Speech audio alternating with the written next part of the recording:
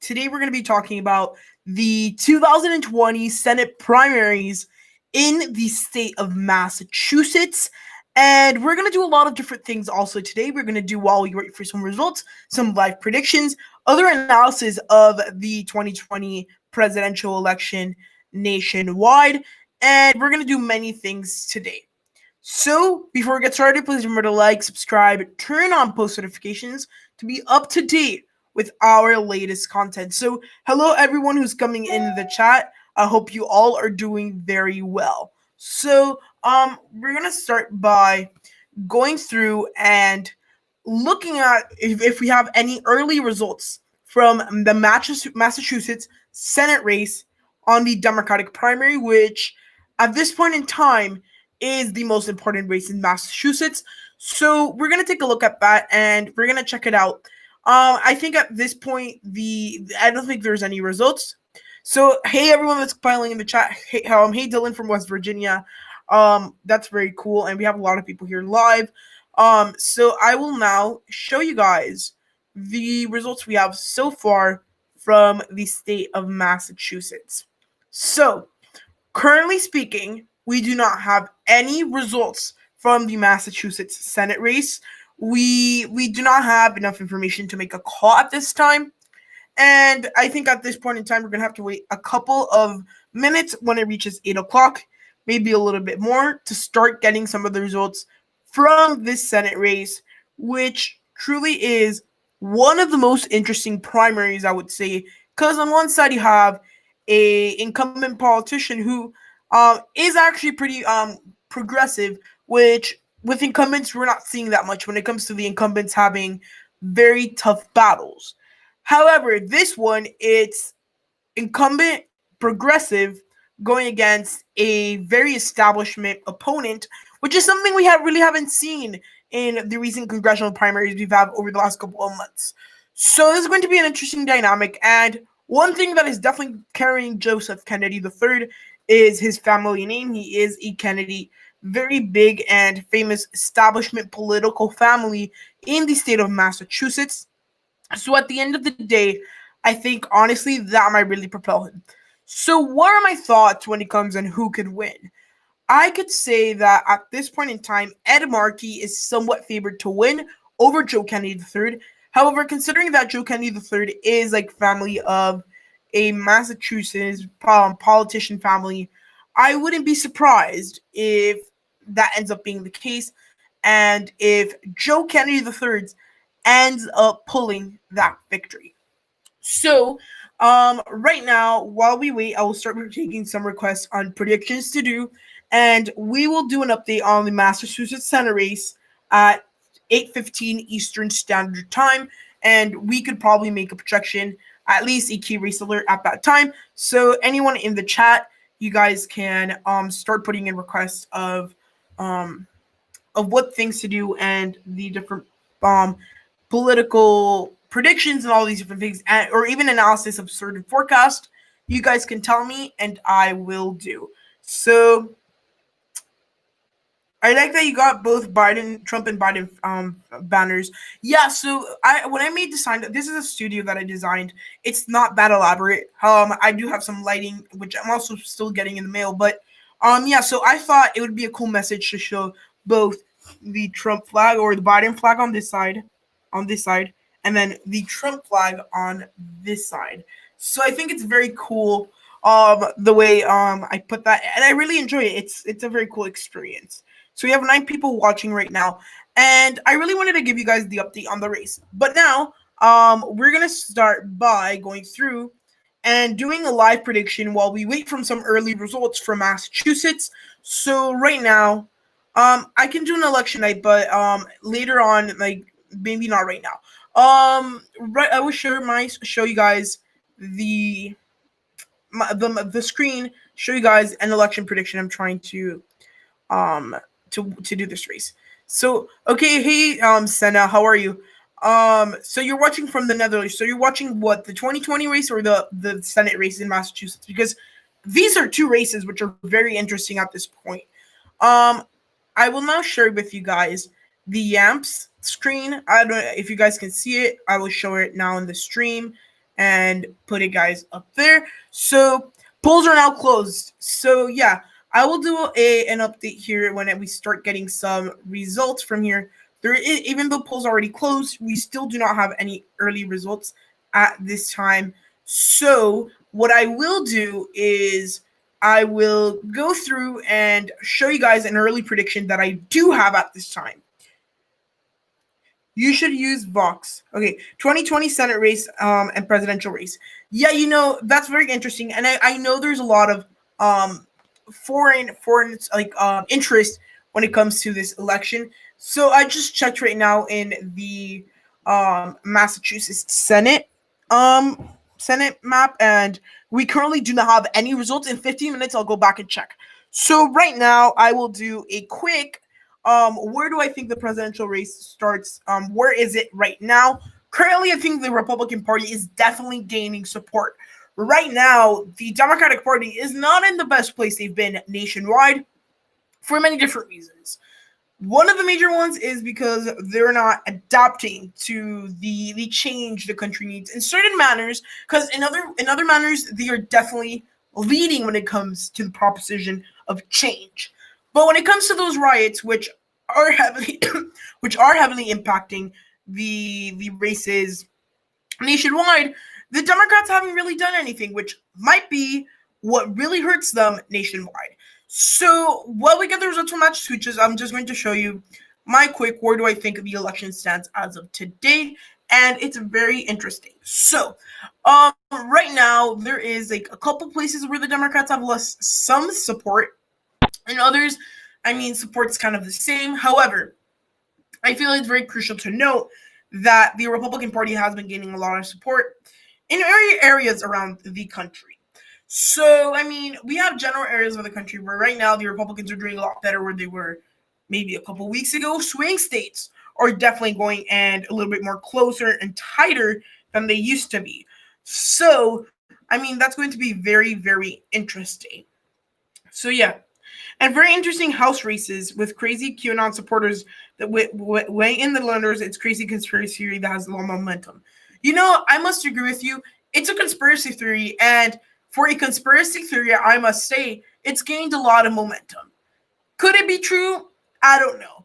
I'm not really sure. Because, again, since usually the government, especially politicians, cover up all these big things, in the past we've seen, I wouldn't put it out of the picture, especially because of some of the people that are rumored to be involved in it. However, there's a lot of candidates, and even we could futuristically have a lot of congressional candidates that believe in, or actually congressmen that believe in the QAnon theory. We have in Georgia, Marjorie Taylor Greene. In Colorado, we have the one woman that won the nomination, defeated the current incumbent, and she was a QAnon supporter. And in the state of Oregon, in the Senate race, we have Perkins, who is a very big supporter of the QAnon theory. So when I was just filling in this map, and then we're gonna do a little bit of a Q&A session while we wait for some early results, I'm gonna just fill up the map where I think it stands today. And as of right now, the Democratic Party has somewhat of an advantage in some states. However, some states is not all states, which I think at this point in time are not very good. Okay, well, what made New Mexico go blue? So I think New Mexico is going blue. So historically, it's gone blue because there's a lot of Hispanic growth, and essentially the electorate is shifting demographically, which again shifts the ideas that are getting passed. So honestly, what's going on in New Mexico, I think right now, is that there's just a lot of support for the Democrats, which I think is not a question here, because at the end of the day, the support for some Democrats is pretty big in New Mexico. Look at this the Senate race that we have. Pretty much, I would say uncontested, because realistically, there's really not much. So I just got a little message in the chat that the results have started to come in. I will now do that right now. So this is the map where I think the election stands up of today. It's narrowed down a lot, but yeah. So right now we're going to do a quick update on our results. But before we do so, please remember to like, subscribe, turn on post notifications, and be up to date with our latest content. So let's get started and watch the results. I don't think they have been results already, but I'm looking at in the decision desk. So, where are you getting results? What to know politics? Um, I can for sure tell you one thing, and that is that we're currently a little bit too close to call. We're actually rather too early to call at this time, and I think at this time we are currently too early to call in the Massachusetts Senate Democratic primary. And I could just say that this race is going to be a very long one. It's going to be a very interesting one. And it's going to be very interesting to see what ends up happening here with a lot of these results coming in by the moment. So right now, I haven't seen the latest results. I'll give you guys an update as soon as they download to my computer because they currently have not. And we do have early results at this time. I want you guys to see the graphic and focus on it for a couple minutes. We currently have some early results coming out of some of the counties in the state of Massachusetts. So yeah, from a historical perspective, you kind of hope Kennedy wins. Okay, so we're going to now look at the map where we currently have some of the results from the state of Massachusetts. And this map is coming from the decision desk. And I will share this map with you guys right now. And in the latest update where the results have downloaded to the computer, we currently have we have early results right now where right now Ed Markey is actually winning by, guess what, 40 votes, a little bit less than that. So there's currently 1,000 votes, 570 go to Ed Markey and 533 go to Joe Kennedy. And I think at this moment it's very interesting because now, I mean, this race is starting right now. And we're truly getting we're going to get a long race here. We're only getting early results right now. So Ed Markey might not end up keeping his lead. However, the chances are that he might. We're getting more vote totals from these towns because they divide the electorate in Massachusetts by towns. So currently in Nortontown, Joe Kennedy is winning by 55.98%. And one of the counties up north with New Hampshire, Ed Markey is winning by a narrow margin. So right now it's going to be a very close race. And it's going down right now to a couple of votes. We're literally less than 10 votes away. 9-point margin at this moment from Ed Markey. This is a very interesting race. So we're going to start seeing this race flip-flop for a little bit, especially since we're getting some early results. We should get more results right now. And we might be getting some new results. So, I mean, right now, the race here is somewhat close, but compared to here where he has a bigger percentage of vote, which statewide gives him some support. So this is actually a very interesting race.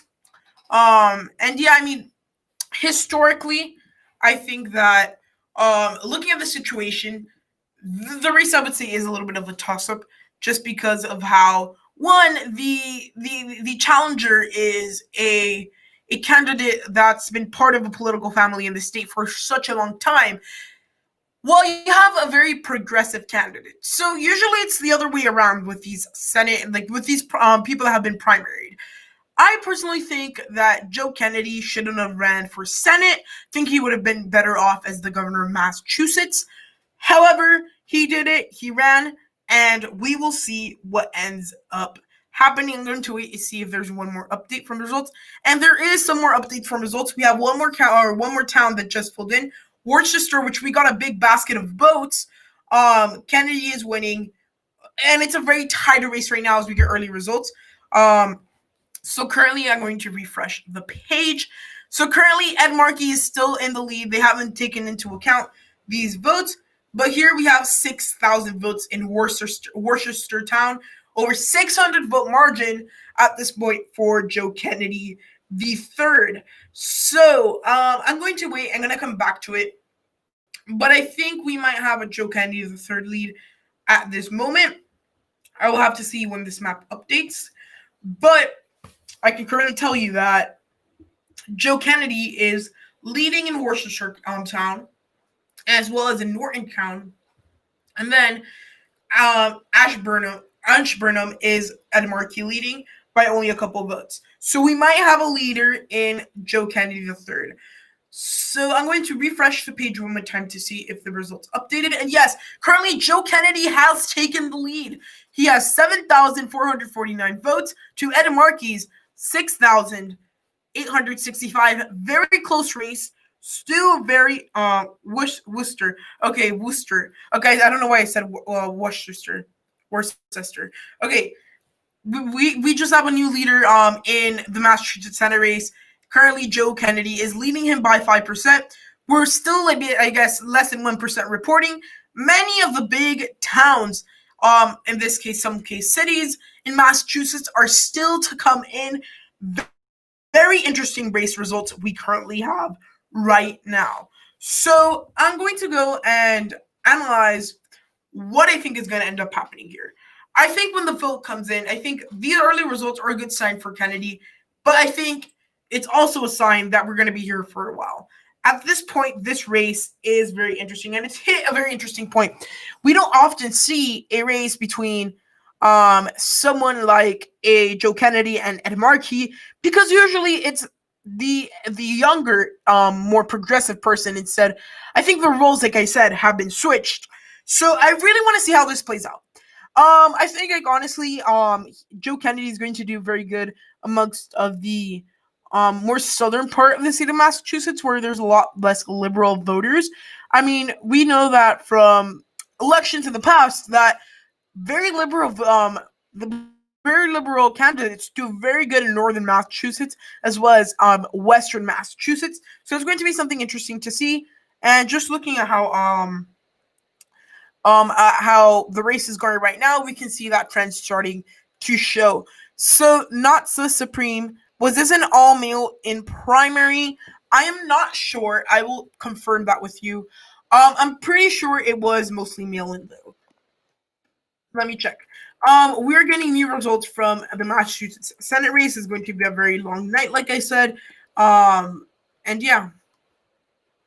Was the Massachusetts Senate primaries mail-in? So right now, very interesting primary. So yeah, I'm gonna reload the page right now. I will confirm that fact with you in a little bit, but I will now reload the page to get the latest results. The race is tightening down. Ed Markey has another town that has come in for him. He has a solid lead in Ipswich County or town at this moment. Ed Markey has come very close to Joe Kennedy. He was behind by a couple hundred votes. Now it's neck and neck with 200 votes different. And we're getting more counties at this moment for Joe Kennedy, which really shows that we see a lot of results for him. So let's see. There was also in-person voting, not mail-in. That's what I thought, because I think at this point doing all mail-in is a little bit risky, and I think a lot of states are not going to do that. It's going to be a long night for me. It's midnight in the Netherlands right now. Oh, Sin, I mean, you should get ready. I mean, it's going to be a long night. I wonder, like, if this race is going to be super close at first and then go up to one candidate or the other, or I'm wondering if this would be one of the situations like Kansas Senate primary for the Republicans that we expected a race that was going to be very, very tight, but ended up being called at 8:30 p.m. So I'm really interested to see what ends up happening. And we will see shortly as we're getting more results from these races. I will take some questions from the chat right now if anyone has any questions. And yeah, so there's more votes coming in. Kennedy is currently 300 electoral votes, or not 300 electoral votes, 300 popular votes ahead. Very tight margin. I mean, for a primary where there is an incumbent involved and a very popular figure nationwide. Nationwide, we could say, very interesting. What is going on with the Postal Service? Is universal mail-in voting very risky? So here's the thing. My opinion, the USPS, there may be some political intentions in there. However, I don't think that's the main purpose DJoy is there. I think, honestly, it's true. The USPS has been broke. It's not as very good as service. And the government has not has not done a very good job at upkeeping it. So now we have competitors to the USPS like Amazon, like FedEx, like UPS, which are taking all of that. So I guess Trump wanted some reform in that area. And I think now we have the joy, but then politically, a little bit sketchy in my opinion. However, nothing huge. I think mail-in universally is very risky, very easy to tamper with, especially if they're not verifying signatures. And I will say this, voter fraud in the past hasn't been an issue because most people vote in person. However, now that we're resorting to an election where most people are actually going to vote mail-in, universally, I don't know if that's a good idea. I do propose that there is a lot of different ways to vote. And we currently have an update in the results. Ed Markey has now taken the lead. We're going to be here flip-flopping for a little bit. He has won one of the counties, or he's leading in Stowe County, which is our county we didn't have. And we're getting a lot of votes for him. Joe Kenney still has Worcester County, which still has a big chunk of votes, which is also narrowing down. And when it comes to Norton County, there's only 130 votes. This race is narrowing down by as we speak, and Ed Markey has taken the lead. Do you think Biden will win by over 300 electoral votes? In his best case scenario, yes. However, looking at it in a more regular type of scenario, I don't think that he will win by over 300 electoral votes. And we're getting results as we speak out of these primaries. And very interesting results. I mean, we're getting counties in by the seconds. We have 30-second updates. And it's going to be a very long night, I will tell you that. So right now we have Ed Markey in the lead. He has 8,384 votes nationwide with 50.17% of the popular vote, while Joseph Kennedy III has 8,326. Very tight race, 49.83. Again, like I said, we're going to be here for a while. I don't know if I want this race to be short or one of those nail biters that last until 3 a.m. If it's a nail biter that lasts until 3 a.m., we're going to have a fun time here. And we are getting a lot of more results right now. We're getting a lot of the southern parts of the state. So we have currently 3 counties from the north and 3 counties from the south. I think, honestly, these counties tend to be a lot more liberal. So I think what really is going to show is if, for example, in Worcester County, he's not able to keep up that margin, but I think we haven't gotten an update in votes there. If Joe Kennedy is able to keep up that margin, that would be very good for him. Blackstone, these southern counties are very important for his victory if he does want to win and bring up the margins. And if Joe Kennedy could get some type of good amount of votes up here where, well, this county is not a great example of this, but take into account, for example, Ipswich County, where Ed Markey is leading by 30%. If this margin holds and he does that margin kind of all throughout the north part of the state, Joe Kennedy is going to have a very tight race. He's probably not going to be able to win. However, if both candidates outperform, and it's expected, there's a lot of turnout during this election because, again, a very important election for a lot of people. It's a city of Worcester purported, not Worcester County. I know I say county because I'm used to the different races, you know, and because usually when you look at a presidential election or any type of statewide elections, you call it by counties. But I know, especially in the Northeast, they call it by towns or cities. So my apologies. I know I'm probably going to say that over and over, but I mean, it's a bad habit. I try to fix it. Okay. So voter fraud isn't real. It's an excuse for Republicans to suppress the vote. I personally think that the Republicans are trying to suppress the vote, but I mean, it's the first full mail-in presidential election. There's a lot in contention. I think, honestly, I wouldn't say that voter suppression is definitely like a part, but I think they're also like USPS is completely different. Each town is reporting, not counties. Yeah, I read that comment. Let's see. No, Biden will get 300, not the margin of electoral votes between Trump or Biden. I think that like Biden might get 300 electoral votes plus. I wouldn't be surprised. A difference of only 58 votes. I know. Neptune, I think I'm really surprised as well. I was looking at these results as they were coming in, and I was like, wow, I mean, these results are very close. You're from Leominster, Massachusetts, a city next to Worcester, or Worcester. Okay, I'm really sorry. I mean, these are very, I I guess, English names, because these were part when the English settled in the Northeast, and they set these really hard to pronounce names because phonically they're very hard to pronounce. So my apologies if you're from Massachusetts and I mispronounced your city name. I really apologize. Chase, if you want, you can like correct me when I say something wrong. So let's just check back in. The difference is tightening up. I want to refresh the page to see what's going on currently in the race. And the latest results, we have Ed Markey still up only by 60 votes. Very close race right now. It's going to be a very long night, like I said. Okay, thanks, James, or Chase. I really appreciate it. So I think, like, honestly, I want to ask if you, or actually, I want to see the county map. That's a lot easier for me. But these counties are huge. So, I think we started getting some county results up and down south right here. So yeah, do you guys want to see the county map or the town map? The town map is this one. You can see this county map. I don't know what you guys like to see. You guys tell me down in the chat. Who do I think I will? I think, like, honestly, although Joe Kennedy probably has a good chance of winning, I think Ed Markey is going to win. He's the incumbent. Massachusetts is very progressive. However, the family name probably going to help out Kennedy a bunch. However, I think, like, honestly, it's going to be very close, and I think Ed Markey might pull it out. Ed Markey has just taken more of a lead, almost like 1,000 votes. Town. So you guys want to see the town map?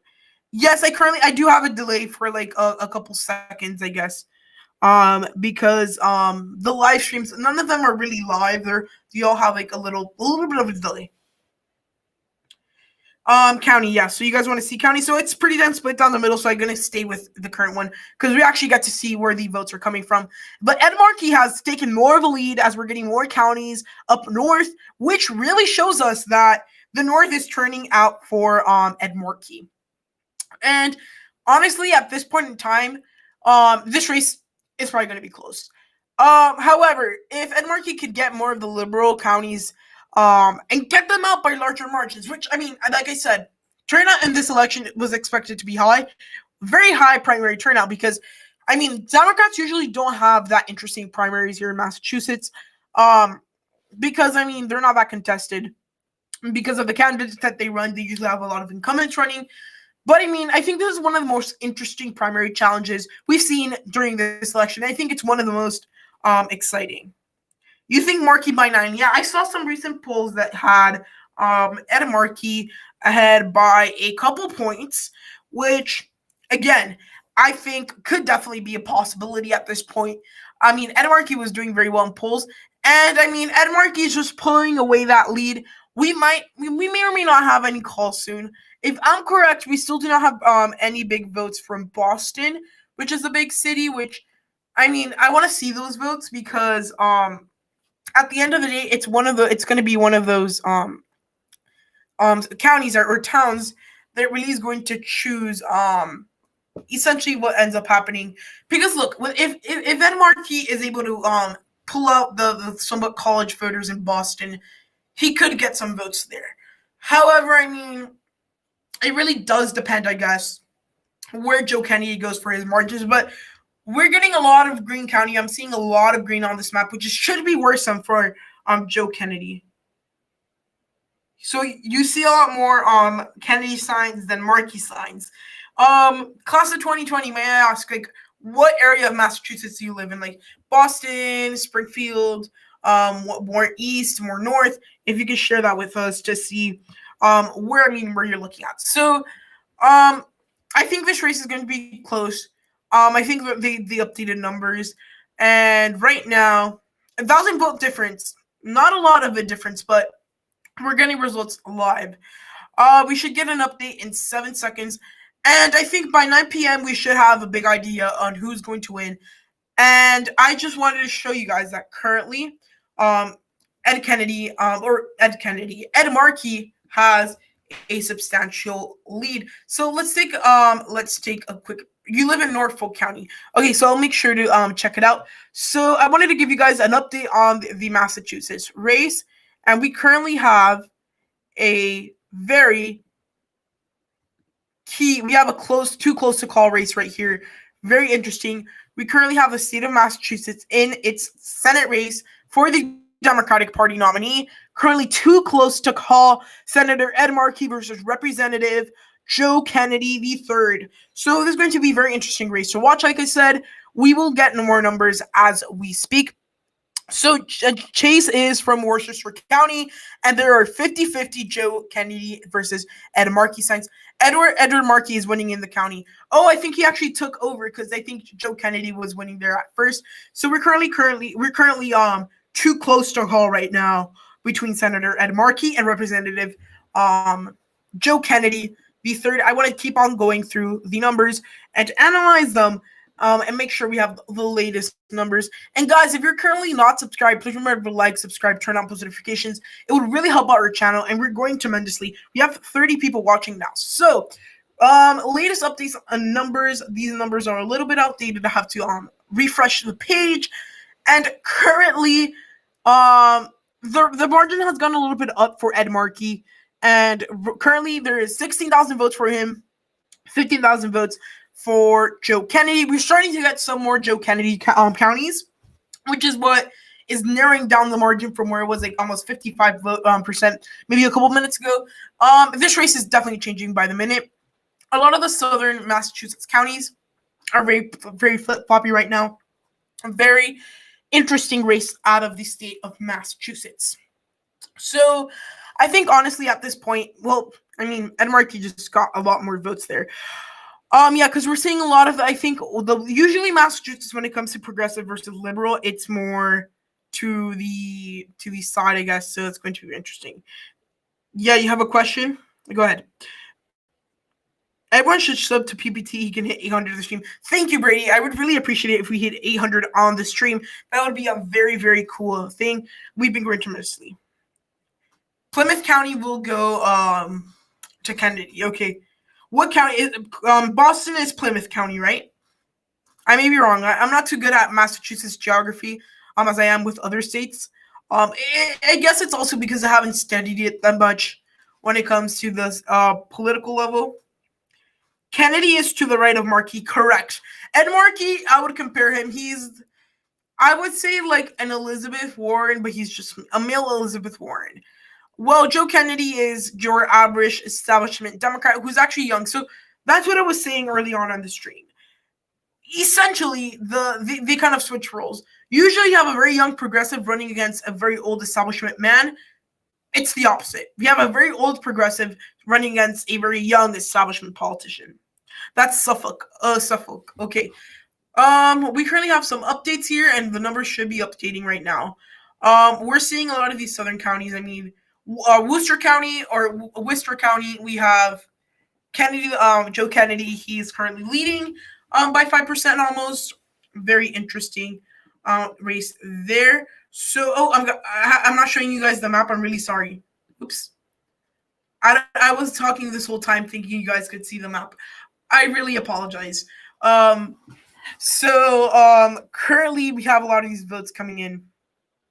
And yeah, so yeah, I mean, the map, I'm really sorry. So here you guys have the map with the latest numbers from the state of Massachusetts. And yeah, so right now we're seeing Ed Markey growing his lead. We have 33,000 votes in, which is a good chunk of the vote. I mean, it's not 100%. It's not nowhere near 10%, I would say. However, it's still a good chunk as early on as we are. So I think by 9 o'clock, we should start seeing the map a lot better. We're going to start filling in a lot of the white spots, which remember, at the end of the day, a lot of these counties down here, they're not that populated. Some of them are, I guess, because they have bigger towns / cities. However, it's not going to be that much. Very little towns have reported. Okay, am I more liberal or GOP? So it depends. Especially like where I am, like during the election and stuff like that, and where my head is at. Right now, I stand a little bit more to the side of President Trump, and for one reason, it's the riots, which I personally do not think that people should be out there rioting, and the president has done something about it. He's sent the National Guard to get the cities back in control, and I think that's very important for the safety of the country. So that's why I'm leaning a little bit GOP right now. Again, I change by the day. I mean, something happens and I could flip the sides of the aisle, so that's interesting. You can't hear anything? Are you guys able to hear me or no? If you guys can hear me, please put like a thumbs up in the chat because I think you guys can't hear anything. Dukes County will definitely go to Markey. Okay, let's see that.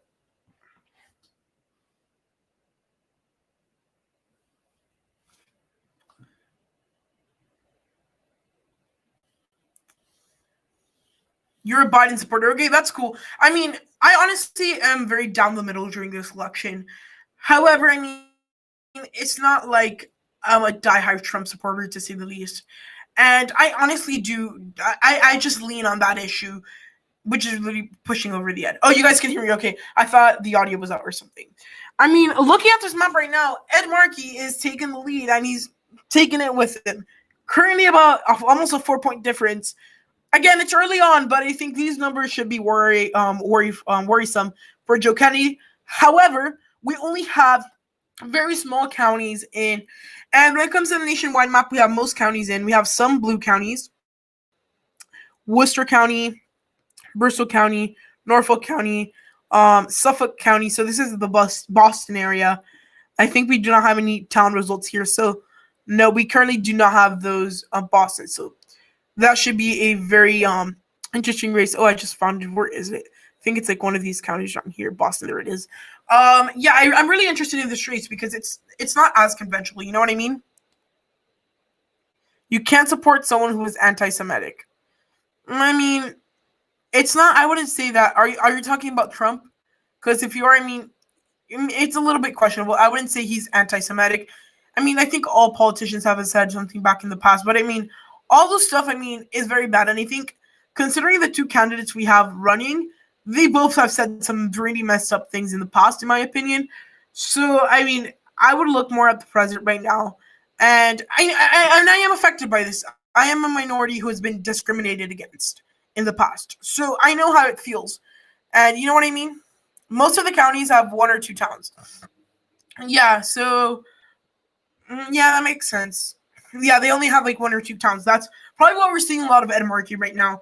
Not to say that Joe, and not to bring up the hopes of Joe Kennedy supporters, but Ed Markey is currently kind of winning. So yeah. So right now we have it's 8:30. Oh, I think this map is a little bit delayed. I'm going to update it to see if it updates. I really want to give you guys the latest results. Yeah, you know, I understand, and I feel like his speeches. I mean, and I'm talking as a Latino who, I mean, have also been like people tell me a lot like, "Are you offended by the Trump speech?" Because, like, honestly, I personally do not care. Because again, in my opinion, at least in my case, it's exaggerations and they're aimed at certain people. In some cases, who I mean, are in some cases not. You know what I mean? Yeah, so I am a minority. I am a Latino, and I'm actually also an immigrant. So that's a very interesting story. But I mean, honestly, with Trump's speeches, I understand. I think we both agree that no matter who wins, they will win the general election in Massachusetts Senate. But who do you think would be better in the general? But I mean, again, like you said, doesn't really matter. However, I think, like, honestly, Joe Kennedy at a level of statewide, I think he would do very well because he is a candidate that could get some Republican support, which will just bring up his numbers. And I think also, considering the fact that in Massachusetts, we don't really have, I guess, that many old Republicans. I mean, because before, I mean, what was happening in Massachusetts a couple of years ago? We have very moderate Republicans going against very liberal Democrats. So I think, honestly, what's going to end up happening soon is that it's going to be interesting. But I think, honestly, since there's not that many, like, there's not a very good candidate on the Republican side, Kennedy probably take a lot of those Republican voters. I think that got my point across better. So let's see if this has updated. It's 8:35, and the latest numbers show currently Ed Markey's his lead is increasing. He's now ahead by almost 5%. A lot of the counties have come in towns favoring Ed Markey, so that's going to be very interesting to see. I wonder, everyone who's from Massachusetts, Why don't you guys say so in the chat? Because I really want to talk to you guys and ask you some questions about Massachusetts, because and its political views. And tell me if I say something that's wrong, please like correct me, because I'm not that good. Remember after Charlottesville, he said there are good people on both sides. I remember that comment, and I think it was taken out of proportion, because he was saying there's good people on both sides.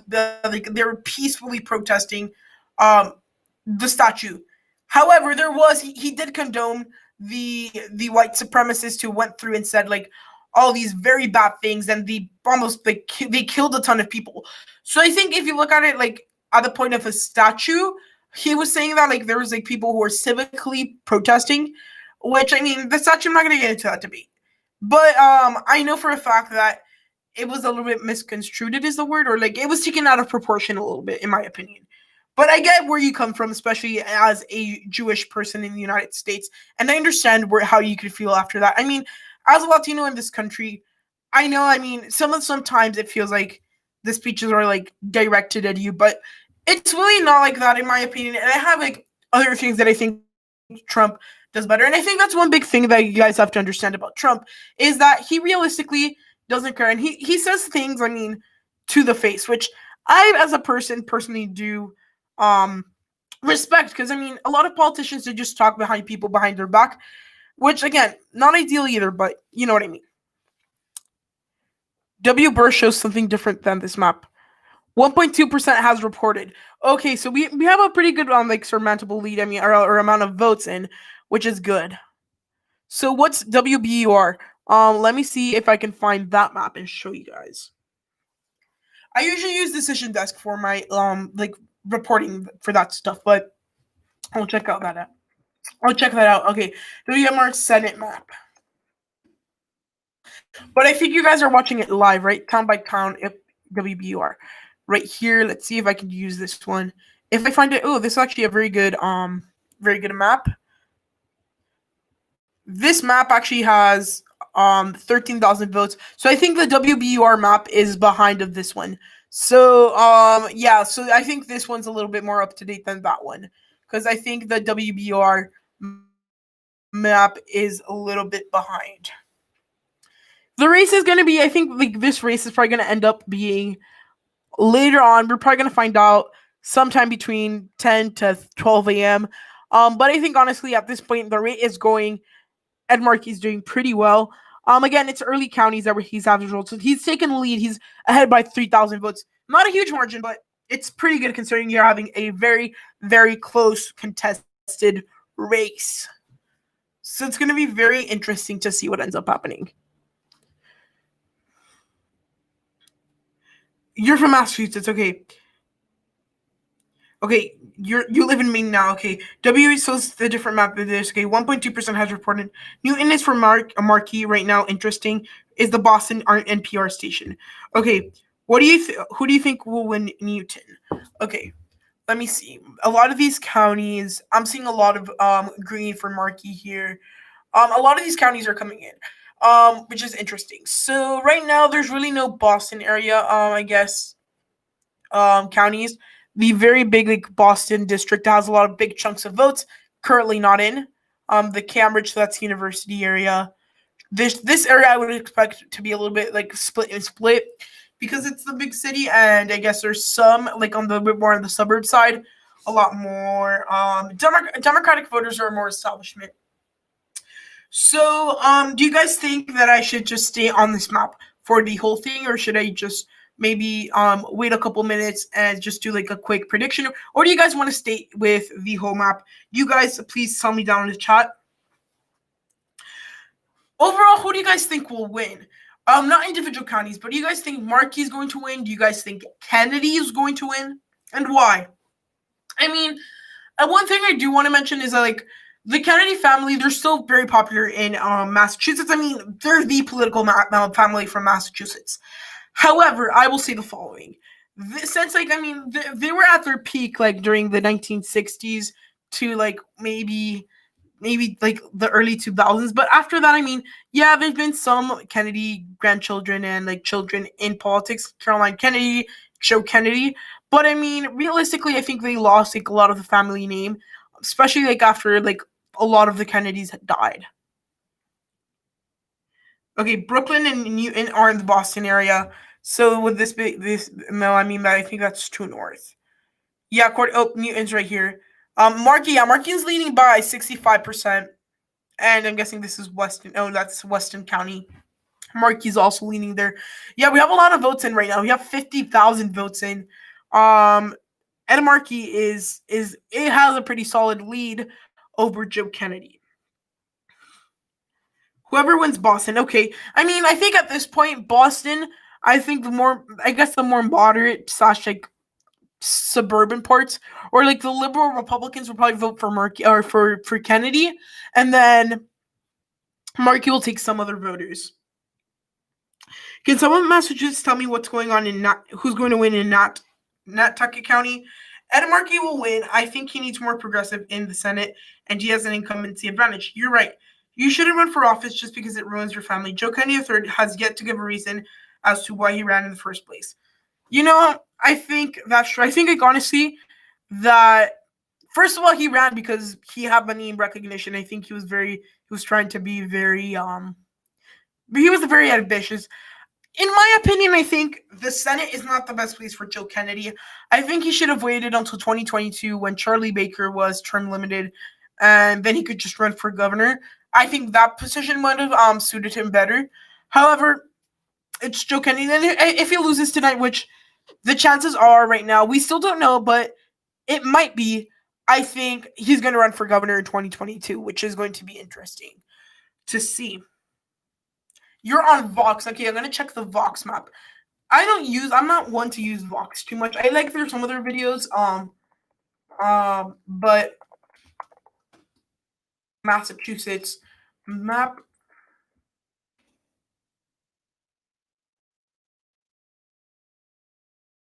Okay, here it is.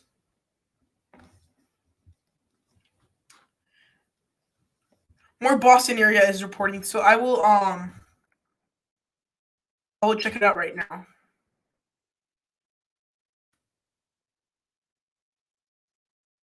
So I'm trying to check right now the Massachusetts primary map. Let's see if it gives it to me. Like, I don't know where to go. More Boston area is reporting. According to, at least to this map, let's check. I will check Vox, and if it's more updated, I will just move to Vox. No, we don't have that many votes here. Okay, Massachusetts Senate primary results. Let's see. NPR. We have New York Times, Vox.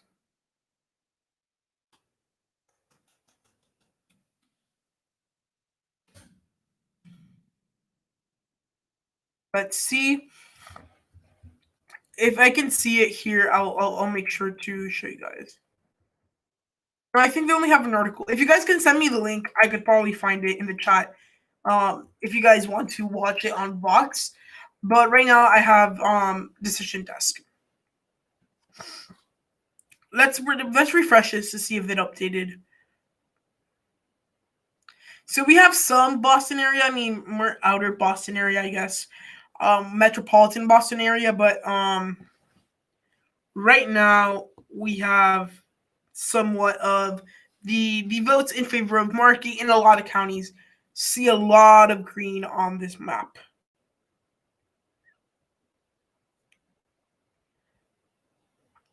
Right now, I honestly think, just looking at how the race is going early on, and I mean, a 5-point lead early on is nothing. It's worthless.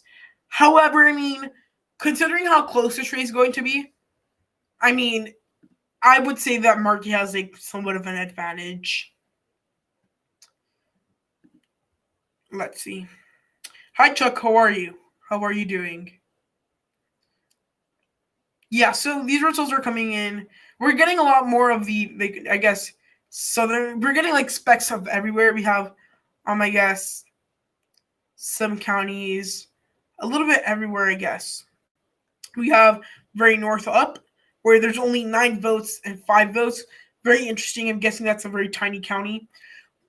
Worthington, we have somewhat of a close race there. Down south in Springfield, this is a bigger county, 409. Pretty big lead. The chat is a bit delayed. That's why he hasn't responded. Those are towns. I'm really sorry again. Towns.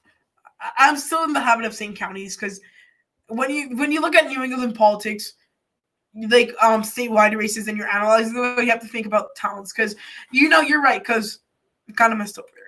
Worcester, I don't know how to say this. So I'm going to say Worcester. Worcester County, we have Kennedy still ahead. 7,000 votes. That's interesting. We do have 70,000 votes and 20,000 more votes than a couple minutes ago. Yeah, I am looking at towns. I think it's going to be easier for me if I say this, but then it's not as interesting because there's only like 2 counts reporting.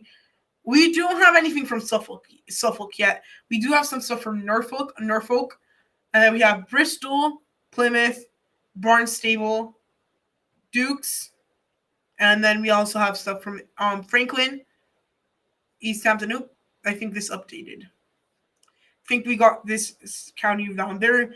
46 votes. That's barely anything, but Ed Markey is continuing to grow his lead. I think Joe Kennedy should be sort of worried.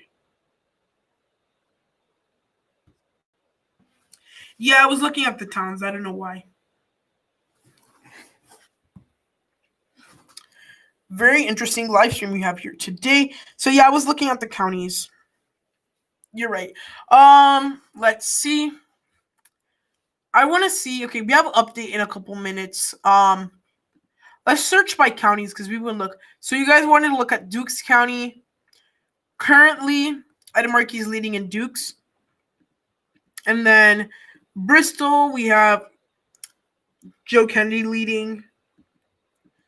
In Barnstable, we have Ed Markey leading. So yeah, this map is going to be interesting. Yeah, so we're almost 80,000 votes in, which is interesting. Over 3,000 vote lead for Ed Markey at this time. It's more than 3%. It's like 5% at this time. Percent lead at this time for Ed Markey. This race is looking very good for Ed Markey at this moment. We still haven't gotten to the Boston area, which is going to be crucial to see who ends up winning here. But when we do, I think the picture is going to be a lot clearer, and we're going to be able to see who will essentially become the next senator of Massachusetts. Is it going to be the incumbent, or is it going to be the challenger in Joe Kennedy III?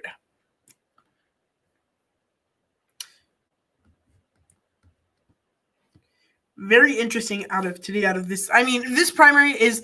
I knew this primary was always going to be close, to be honest with you, but it's a lot more interesting than I thought. And usually, when a state like Massachusetts, which realistically it's never that competitive for a lot of races, it's interesting, definitely. Live results, Vox. I think you guys are a little bit delayed, but I'm not sure. Live results.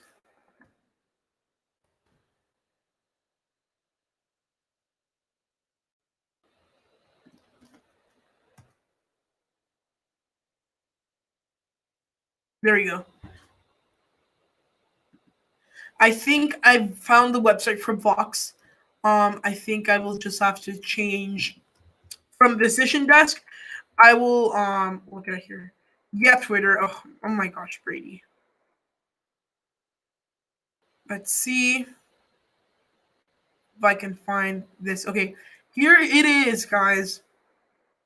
I will now change from this one, and I will now move right now to the Vox map that you guys want to see, and I think it does have some updated results. So, here it is. So you guys can see it. Yeah, this race has some updated results. I changed it now so you guys can see it. I'm going to show it in the stream. So now you guys can see the primaries in Massachusetts. At this moment, the thing. Maybe can we see the county map here? I'm not sure. We can see the results by county, but according to the RCP average, according to this, says 11 plus for Markey, which is a pretty big margin for him. Can we see the smaller towns? No, we can't. We still don't have anything Boston area related yet, which when we do, again, like I said, going to be interesting to see what we get. So Ed Markey right now has I would say a surmountable lead, 5,000 votes almost. No, 3,000 votes. I'm exaggerating there, but we almost have 100,000 votes in, which I mean, for 50 minutes later is not that bad. We're starting to get like a lot of the results right now. Okay, so they also have the House races and the Republican primaries. I will make sure to check that out. As a matter of fact, I will check that now. Let's see. First district, Alex Morris is challenging Richard Neal from the left from the okay, so Richard Neal was actually losing his primary as of now for Massachusetts first congressional district. Not sure if that would hold. Let's go down. 4 other races to watch. The primaries, the Republican primaries. Kevin O'Connor is probably going to win there. He has a surmountable lead right there. And we have the other primaries, which are not, I guess, that interesting. I really want to focus on, oops, I guess you guys can, let me fix my camera. Okay, there we go. I think the race that's going to be the most interesting here is definitely going to be that Democratic Senate race. Because we barely ever see one of those races be so interesting. And I guess for Massachusetts, I think it's Massachusetts. The most, I think when they have a close race, I guess it's interesting. I live in Florida, so I mean, I have very close races pretty much every single election season. However, I mean, it's good to have like close races as well. So these numbers are ahead, but I think they update as oftenly. I think you have to like refresh the page. What I will do, okay, Vox also has house race. Yeah. So what I think I will do is, maybe check the other page I was using, Decision Desk, HQ. I mean, I will have to say these are very interesting races at this time. I'm actually really excited to see what ends up happening here. I will say the following: if it ends up happening that Ed Markey ends up winning, I wouldn't be surprised, because he's progressive. He's in Massachusetts. But Joe Kennedy, I think he's honestly going to have to pull off Boston. If he can do that, he should be fine. Let's see. So I think the Decision Desk, if you're seeing it live, is ahead of the Vox race. So let me fix it to now show you guys the Decision Desk map. So Decision Desk right there. On election day, do you guys want me to go live? It's live, okay. I think I'm gonna use I like seeing this map better a little bit. So I don't know if you guys are want to see Vox, just tell me and I'll switch it. So right now, currently speaking, as we currently speak, whoops, you guys can see up there. Let me fix the camera right here because I want to be like, as professional as possible. There you go. So let's see, Decision Desk. Am I sharing the screen? Nope, no, I'm not. I have to show it first. Nope. Show and stream, and then like that. Okay, there we go. We set up the screen now. So, I mean, we're getting a lot of results right now. I mean, Ed Markey is increasing his lead. He's taking a lot of power of Joe Kennedy, and he's going like full force. And we're starting to get a lot of more counties for Kennedy, but right now, the results aren't too promising for Kennedy. I mean, we do have almost a 4.5 point margin. It's almost likely Markey at this point. However, things definitely change, especially in a race where things change constantly. So we got 30 seconds updates on this one, which is nice. And yeah. I want to take some questions from the chat. If anyone has any questions for me while we wait for some more results, I will be able to do that now. Let's see. I think the chat's a little bit delayed. I don't know if I have the full chat or something. Let's see. Let's see here. Let's check out the county maps. So there's right now 1, 2, 3, 4, 5, 6, 7, 8 counties for Markey. Well, there's only 1, 2, 3, 4, and that's part of Norfolk. There's only 4 counties for Joe Kennedy, although the race is still very tight because some of these counties are very tight.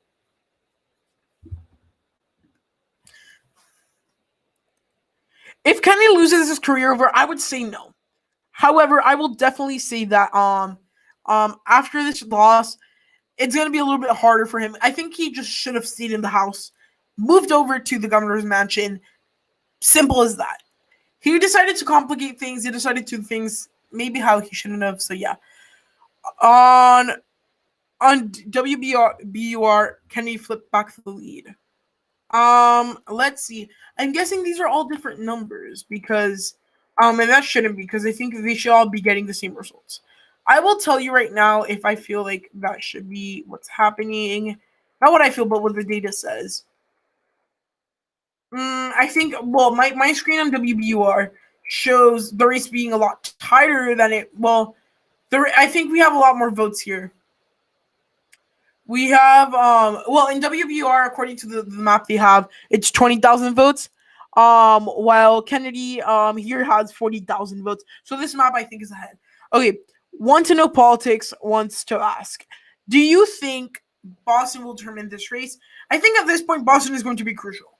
Whoever wants to win has to win Boston. If they don't, I think it's going to be very hard for them.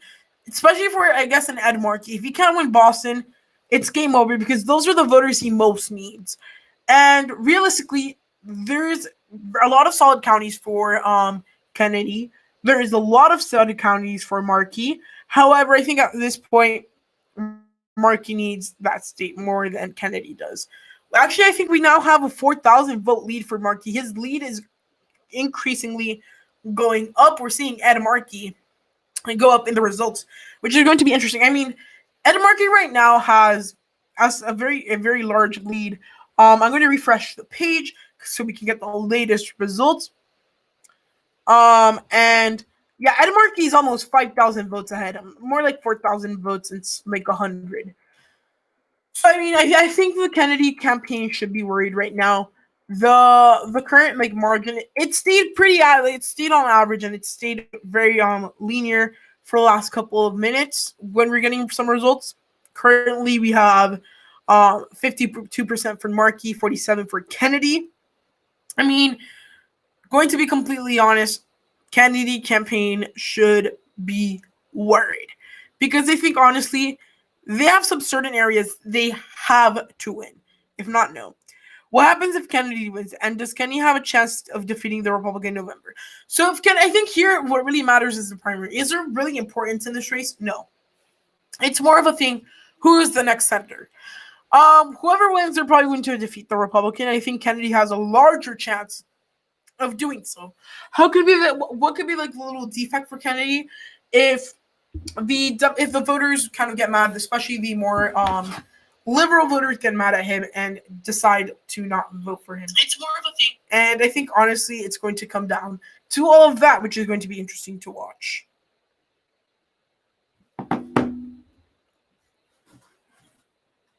So we have these primary results live. So guys, I want you to guys tell me in the chat if you want to do more like these, like maybe election night, do it like this, or do like an actual election night. I'm really waiting for them to call this race because I guess they're waiting for Boston area, and we still do have a lot of outlying counties. I would say we like of counties that have reported at least like a result. We have probably like maybe a fifth of the counties. We're still missing a lot of counties though. Who will Suffolk County would go? Who would it go to? I would say right now I would lean towards Markey. But I think Kennedy could definitely carry it because it's an area where there's a lot of like more I guess, establishment Democrats in certain parts of Suffolk County, but then you also do have the large amount of liberal Democrats in Suffolk County as well. So I think honestly it's going to be a very close race. I would toss a coin and I would say there's a little bit more of a chance that Ed Markey ends up winning in the race in the Suffolk City, because it's not counties. Well, I think Suffolk is actually the county. I may be wrong. So right now we have 88,000 votes. We're almost at the 100,000 vote range. Still, I mean, Ed Markey doing pretty well statewide. I mean, very well compared to where Joe Kennedy is currently at. Let's see, on the county level, we haven't. The only county that currently hasn't reported is Suffolk County, which currently hasn't reported. Which, again, one of the deciding factors of this election. However, it's going to come down to that, and we're going to have to see what ends up happening there. As soon as we get like the results from Suffolk County, and if they're very favorable towards Markey, I think like they might call the race a lot earlier than we may think. It's currently 9 p.m., so we're coming like an hour, I guess, after poll closings, and I think that honestly, at this point in time, it's going to be interesting to see what ends up happening as we get closer to the end of the hour. I look at Suffolk County, it's not actually that big. Only about 1/10 of the population. Middlesex and Worcester counties are actually larger. Yeah, I'm guessing because they have like a lot more of the suburbs, I guess. Can we have this video on the presidential election night too? I think we can. I'm not sure if I will do this or like an actual election night where I throw the panels, I throw out the slides, I do some results like this. But I will definitely do something like this for election night for you guys, because I really want to discuss them with you guys.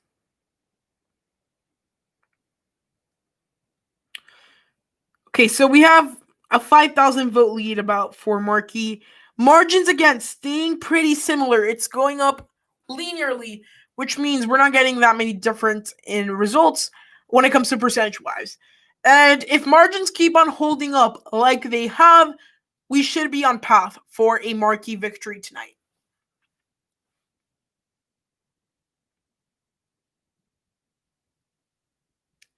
What about the Republican primary? The primary for the Republican side is not that contested. I could definitely check it for you guys here. It's Kevin O'Connor is winning against Shiva Ajadurai. Currently Kevin O'Connor has 10,000 votes compared to Shiva Ajadurai's 6,000 votes. However, not a huge race. 2 counties haven't been called. Yeah, I think so. Hold on. Let's go back to this race.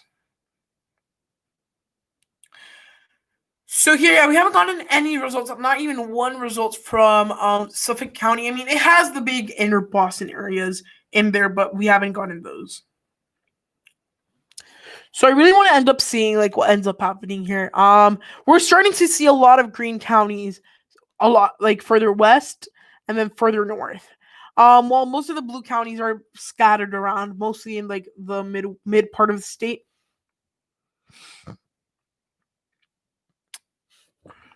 I mean, right now, Ed Markey's taking bigger and bigger leads. He's almost leading by almost 5,000 votes. He's like 4 point something. Realistically, I mean, the margins hasn't gone down for anyone. I mean, it stayed the same. So right now, I think that guess Joe Kennedy must be very, very, very, I mean, very discouraged because these results are not showing too good for him. We should wait until Boston comes in, and then we could start talking about what might end up happening. I feel like, honestly, I think the Republicans should be kind of done in the Senate race. Whoever wins, it's not like Kansas where if Chris Kobach won, the Democrats had a large chance of winning. Here, what's going to end up happening is essentially they're going to choose one or the other. They're going to go on to the general election and win. At the end of the day, it's not really going to matter. We've seen a 1 percentage point or 1/100th of a percentage point improvement for Joe Kennedy. And the race is currently about 4,000 vote difference, almost 4,000 nearing 5,000 votes in favor of Ed Markey. at this time. So Dominic Hoxley asked, "How does did this compare to turnout in the 2018 primaries for both sides?" I could check that for you right now. I could say this: I know, like, turnout wise, these primaries would probably have a lot more turnout, or at least from the Democratic side. Because it's a more interesting race. I mean, people were more, they want to go vote for, like, they have a stance on the issue. And I mean, that would probably make that margin go up a little bit. So we currently, like, do not have, like, the full numbers of turnout, so we won't know. However, we can, like, do a rough estimate. Let me check. So in 2018 we had so I'm looking at Ballotpedia right now, and turnout was 591,000 votes, which, yeah, turnout's definitely higher. I will definitely tell you that currently Elizabeth Warren kind of is underperforming the turnout for this primary. And again, it makes sense. I think we're not even to 10% turnout. This race is going to go into I think, the millions of votes. Maybe 1 million, whoever the winner is. Hey, Joaquin, how are you? So I think, like, honestly, at this point, it's going to be interesting. And we're seeing Ed Markey somewhat come down. We're seeing the race narrow up a little bit.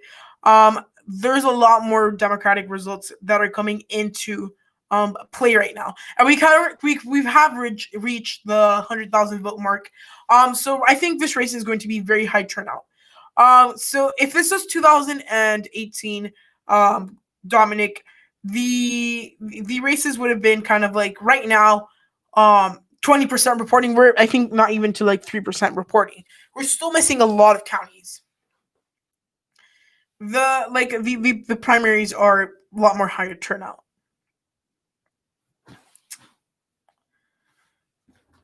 Let's check out the county map and see what's going on. And I'm really interested because, like, the primaries are changing quickly and pretty oftenly. So county wise, I think everyone's still leading where they were. We're having some updates in a couple seconds. We have 1, 2, 3, 4. Whoops, it did an update. Okay, 1, 2, 3, 4, 5, 6, 7. We have the same 8 counties. Nothing has flipped yet. We're waiting for that to happen. If it ends up happening, we still are waiting for some Boston area results. But at least when it comes to the votes we currently do have, Markey is ahead. The margin is coming down a little bit, but it's still by a hefty 4,000 votes, essentially. Because you could say it's a little bit more like 5,000 votes, but realistically, if you average it out, it's more like 4,000 votes. We have 104,000 votes in NAIC, which is pretty good numbers. It's 9 p.m. I think last time I checked, we should be right now at like 2 or 3% reporting. I may be wrong. I don't know why this doesn't tell me countywide results. Yeah, okay. This doesn't tell me how much, like, percent reporting we are, but I will estimate that we're currently at about 3 to 4%, 2 to 3% reporting, just because of the numbers I saw earlier. And on Vox, I could check right now, but I'm gonna wait a little bit. Yeah, so the race is definitely going down. I mean, the race is narrowing down as we get some more results from these Democratic, or not Democratic areas, but areas for Joe Kennedy, where we're seeing him gain a lot of votes. Right now, there's only a difference of essentially 4% on the dot, when before it was almost 5%. Very good. Will we hear a consensus speech and the victory speech on this channel tonight? No, because I can't, like, live stream that due to, like, YouTube copyright laws. I would love to show it to you guys, but you guys can. I think there's going to be live streams on I guess local news stations if you live in Massachusetts, or you can find it as well on YouTube. They should be doing live streams of that during this digital age, but unfortunately, you will not find that here on this channel.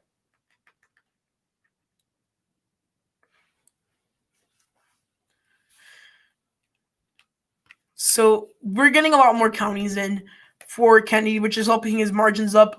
I mean, yeah, he's been gaining some votes. He's gone up essentially like almost a percentage point in the last 10 minutes, which is good since 9 p.m. We should be getting some more results fairly soon. I'm going to update the page to see if anything has come in. Yeah, I mean, right now, yeah, so Markey has a lot more support now, so he lost. We still haven't gotten any Boston area votes, which is interesting.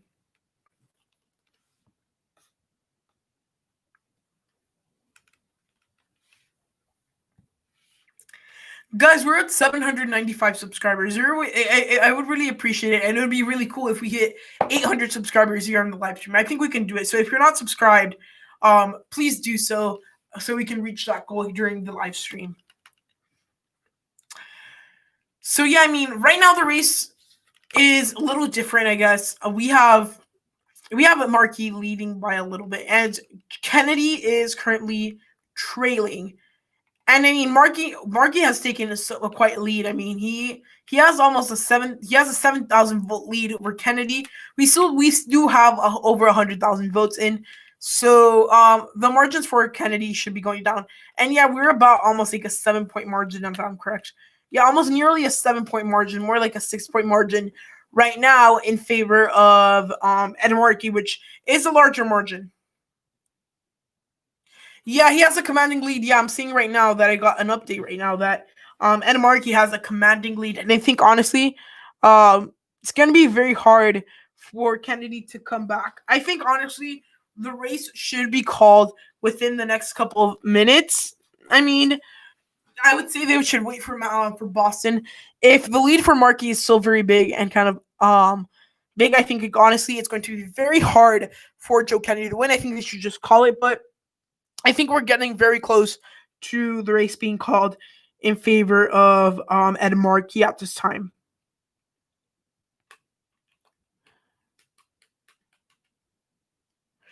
So yeah, I mean, it's constantly being updated. I think we have to like refresh the page to get new results. Yeah, the lead is growing for Ed Markey. I mean, the margins have narrowly gone down in some places, but we're getting Markey. He has a lot more results coming in from the western side of the state. That big belt for the liberal voter.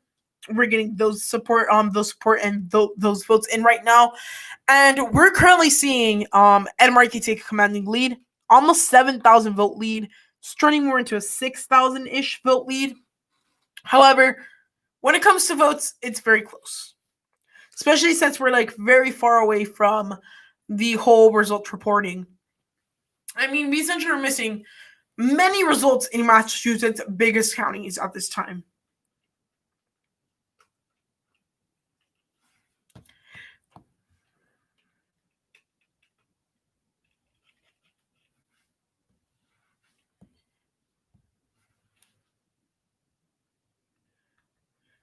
Okay, it's 20% on WBUR. Let me check that right now because I actually have the page open. If it is 20% for Markey, I will definitely go and show. Yeah, we're starting to get East Boston. Yeah, you're right. Let me just change it from here to there. I wonder if it's going to show here up soon, but you're right. It's 20% on WBR. I think this race should be called soon. If it hasn't been already. He usually shows like almost a 10-point lead, but I'm going to change the source here and show you guys WBUR, which currently has a 20% victory at this time for Ed Markey. So that would be this one, WBUR, right there. So I'm going to show you guys the screen, and I'm going to show it in the stream and show you guys right there. Yeah, look, we have WBR showing Ed Markey ahead by almost 20 points, like 15-point margin. And we're starting to get some of the Boston results, which currently have Markey ahead, or Boston area rather. We still haven't gotten Boston as a whole results. So that's the next county right there, or less the next city. But we're also starting to get some of the more Newton County and Weston County they actually have reported over there. So very interesting right now. Markey is probably going to win. We actually have 8% of the vote reporting. So turnout is definitely going to be higher than in 2016. top vote getters are tied. So right now, refresh in 2 seconds, getting more results. Yeah, I mean, this race is going further and further into Ed Markey's column. We only have 9.6% of precincts reporting. Yeah, we're missing Boston County. If Markey is able to push up the numbers in Boston, they're gonna call the race. If not, we might be here for a while. I mean, and I don't really know what's gonna end up happening. Yeah, they alternate this race this map pretty oftenly. Yeah, I think honestly the Kennedy campaign must be worried right now. So okay. Just saw someone say they had a source that say Markey swept East Boston where Kennedy launched his campaign last year. If Markey wins Boston, doesn't mean the race is over. Yeah, pretty much. I think at this point, if he wins Boston in general, the race might not be over. But like looking at how the rest of the state is going, it might as well be. So East Boston would be kind of, I guess, this area, and he has taken some. I don't know like too much geographically, but Revere, it says it's going right now. I'm guessing that's Boston area because that should be pretty close. But Revere right now is going for Kennedy. Chelsea, Boston as a whole, we don't know, but it's looking like Markey might be able to win here. He's 20,000 votes ahead of Joe Kennedy, former or current representative, but he's retiring. Going to be very interesting.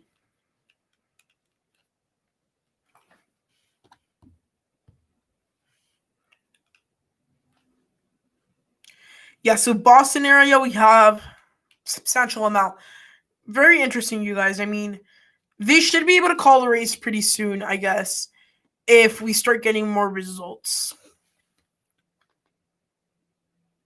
I guess like at this point, what's gonna it's gonna be when we get in the mail-in voting that we're probably gonna be able to call it. But remember, there is some primaries that a lot of people expected to be close, but did not end up being because, I mean, look at Kansas and the primaries that were a couple weeks ago. Everyone expected these super close primaries. What ended up happening? The race was called within an hour. So, I mean, that's something to look at.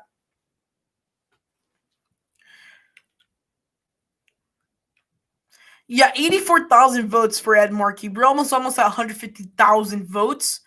Yeah, so they get their map and their votes by according to the AP. Usually the AP is the one to call the race first. So you guys will find out as soon as I do when it comes to this race at 9:16 p.m. Yeah, I think this is like a little bit behind.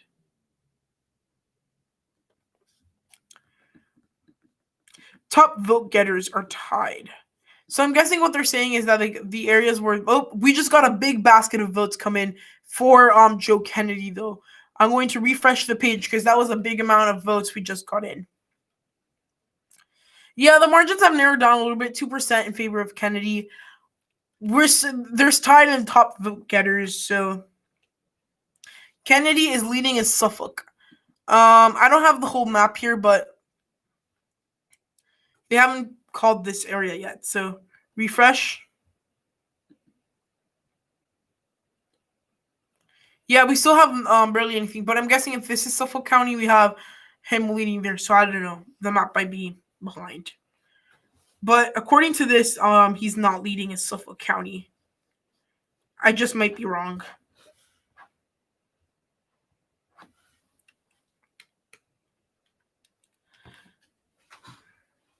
Yeah, Kennedy's losing in Suffolk. Yeah, he is. I mean, we have some counties for Ed Markey. Yeah, I think at this point, not looking too great. It's almost 20,000 vote victory right now for Ed Markey, or margin right now. And then if the trend continues, this could go up to a 30,000% margin. And I think he's sweeping East Boston. So if Kennedy's not able to win East Boston, which is kind of one of his strongholds, he's out. He probably won't win the race.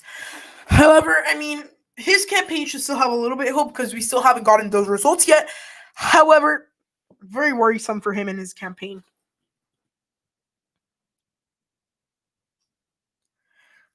Now, I wonder if I actually have the decision desk still open though, so I can refresh here to see if they've updated anything. Yeah, they started calling some counties for. Although they say Revere County is actually flipped according to, I think which one must be ahead. Okay, so currently, WBUR is ahead of the decision desk. However, countywide they have Suffolk going for Kennedy, Norfolk going to Kennedy, Plymouth going to Kennedy. We also have Bristol, Worcester, and Worcester County and Hampden. We have a number updates. Yeah, so I mean WBR is ahead. Yeah, I just checked decision desk. I'm gonna put it on the screen for you guys.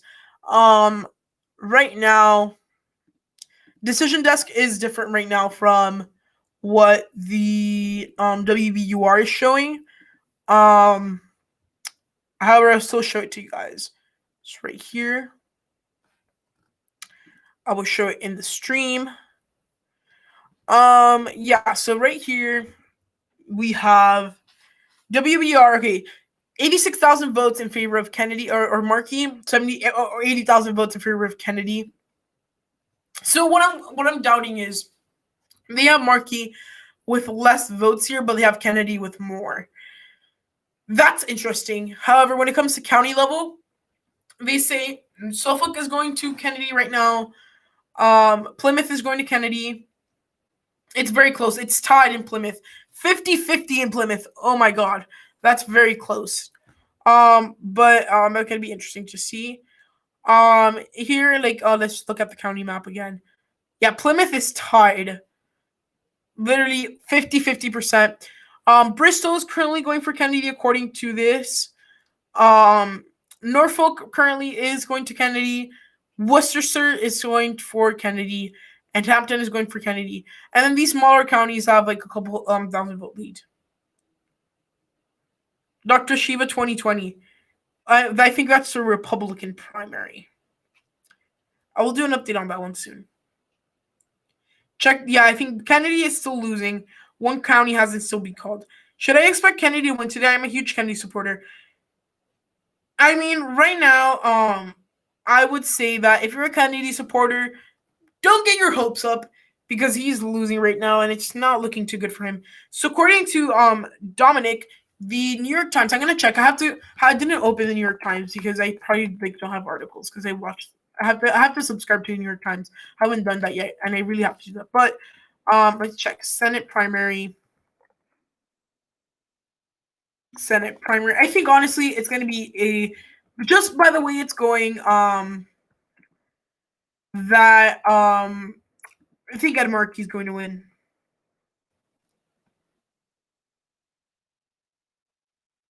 Hold on, let me check.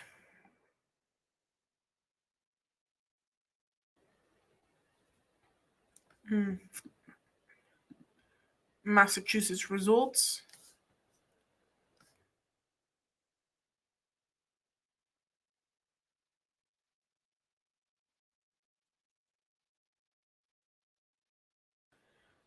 I think honestly I can't check the New York Times. So I can't check the New York Times because something I don't have time to create the account now. But I will tell you that Plymouth County has updated. He has taken the lead. Let me check. Yeah, there's been a huge update here because I mean there's been a huge gain of votes. Plymouth, Great County. Yep, Plymouth County. Yep, Plymouth County, a big chunk of votes for Kennedy there. The race is tightening up, guys. I mean, 3% margin of right now instead of 7.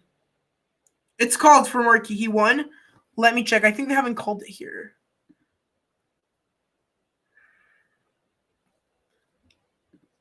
Let me check here.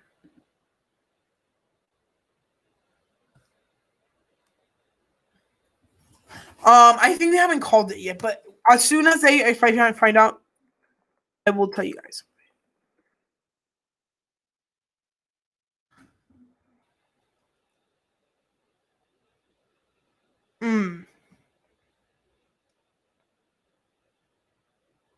Go on incognito mode. Okay, I'll try that. Incognito.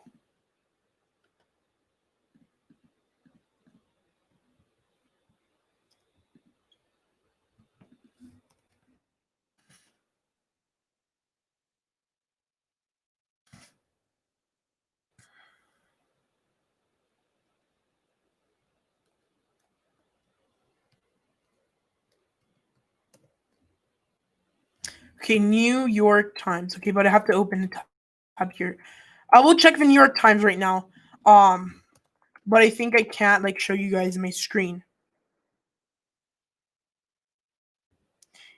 They've called for Markey, but still coming in. It's tightening up. I mean, I wouldn't say that necessarily they should have called it already, but I guess they already called it. So I'll make a projection soon and to see if I believe if it's right. New York Times, Massachusetts primary.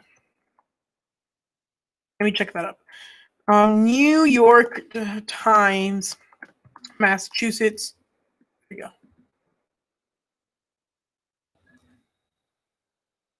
Yeah, so they just called it for Markey in the New York Times. They have some votes in from Cambridge. I mean, Cambridge, it has thousands of has like it's very big margin for Markey. I think right now, I think that currently I think Markey might have lost already. I mean, I might have won already because Suffolk County coming in more votes. Let me check that up right now. Yeah, the New York Times called it. The New York Times usually calls it. I want to wait until the WBUR calls it because they're with the AP. When the AP calls a race, it's legit. It's really the race they called. Decision Desk is very, very modern in how they call the races, but I will check. Yeah, the New York Times called it, but I'm not sure if I wanna check if they did. I checked if they did. They did call it, but I think there's still a lot of votes coming in, and if the results they have are wrong, I mean that would be embarrassing. They would have to pull off a Florida Gore type situation, which again is embarrassing. Yeah, I mean Dominic, if you want to go check it out, I think the New York Times just called it. However, I'll still be here. I mean, I will be monitoring here. I mean, honestly, Ed Markey's only ahead by 4,000 votes, which in a Senate primary, absolutely nothing. And really, in any election, 4,000 votes is anything. But they did. I think they did call it. But what conflicts me is that on WBUR, they have a very big lead for Markey. But I think actually, Decision Desk might be ahead. Yeah, Decision Desk is ahead of WBUR. And I mean, Ed Markey is still winning, but by a smaller. Yeah, 13% precincts reporting. I think it's too early to call. I would make the key race alert. They called it for Markey. I don't know if because he has a huge margin of victory right now, but there's still a lot of counties in to like count and stuff. And I mean, a lot of the counties that are in are Markey counties, so we don't really know. So I'm going to show you guys the slide. So right now, currently we have a very too close to call race in my opinion right now. I would wait a couple more minutes to see if they start calling it on other networks, I guess. Not networks, but if the EP calls it, I'm going to call the race. But right now, it's currently too close to call right now in the state of Massachusetts. We currently have so like right now we have too close to call in the state of Massachusetts. Out of the Democratic primary, currently Senator Ed Markey is ahead. Representative Joe Kennedy III is behind. We still do have a too close to call race. We have a key race alert here in the state of Massachusetts. And I think we should wait a little bit to decide and call the race. As long as we can tell the New York Times has called it. I mean, most other people have called it, like most other news networks, like the AP, like Decision Desk. We will be able to make an official call on who is going to win the race. So now that we're done with that, let's go back to checking the results. I think we might have an update right there. Yeah, the next couple of hours, I'm going to tell you right now, are going to be very crucial to this race. And we're going to be sitting here and seeing who's going to win. I think that it just updated, like, showing the big results for Markey, I guess. Just show in stream and then complete that. Let me go back to Decision Desk. Right now, yeah, it's 47 to 52, according to this. But it last updated at 9:30, which is right now. I guess I just updated right now and see. Because I think what's weird is that I'm seeing all different numbers. I'm seeing Decision Desk give me some numbers, I'm seeing the New York Times give me others, and I'm seeing this give me others. Yeah, right now we only have Revere, which here it tells me Revere is in favor of Markey and has 123,000 electoral votes. But here it tells me, okay, so I think here it's a little bit more updated for Joe Kennedy. Has a lot more of his counties in. Still, the margin I would say is quite big for Markey. They say Revere in the other. If the AP has Revere for Kennedy, but the New York Times and the other one has Revere for Markey. So I'm not sure if that's why he's winning or they call the race, but I'm pretty sure they call the race. So we're on standby right now. I mean, as soon as we get Boston results, we're going to be able to call the race. But we're still waiting towards then. It's going to be a very interesting primary. I mean, we knew it was going to be close. We knew it was going to be neck and neck. However, I don't think we knew it was going to be this close.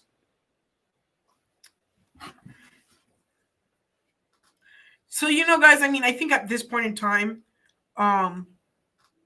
we're going to, see in the next couple of minutes who's going to win here. So I think at the end of the day, it's going to come down to the next couple of minutes. And it's going to be the deciding factor of this election. And we're going to be able to see who wins.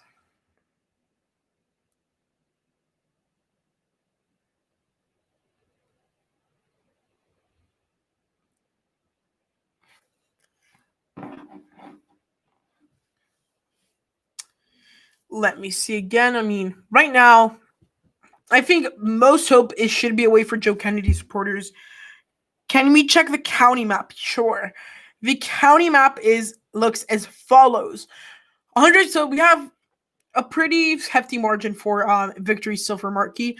So right now, Berkshire County is for Markey, while Hampden County is for Kennedy. Hampshire County is for Markey. Franklin County is for Markey, while Worcester County is for Kennedy. Oh, it just updated. It kicked me out. We have the race is narrowing down, guys. I mean, it's becoming somewhat close. Middlesex County is for Markey right now.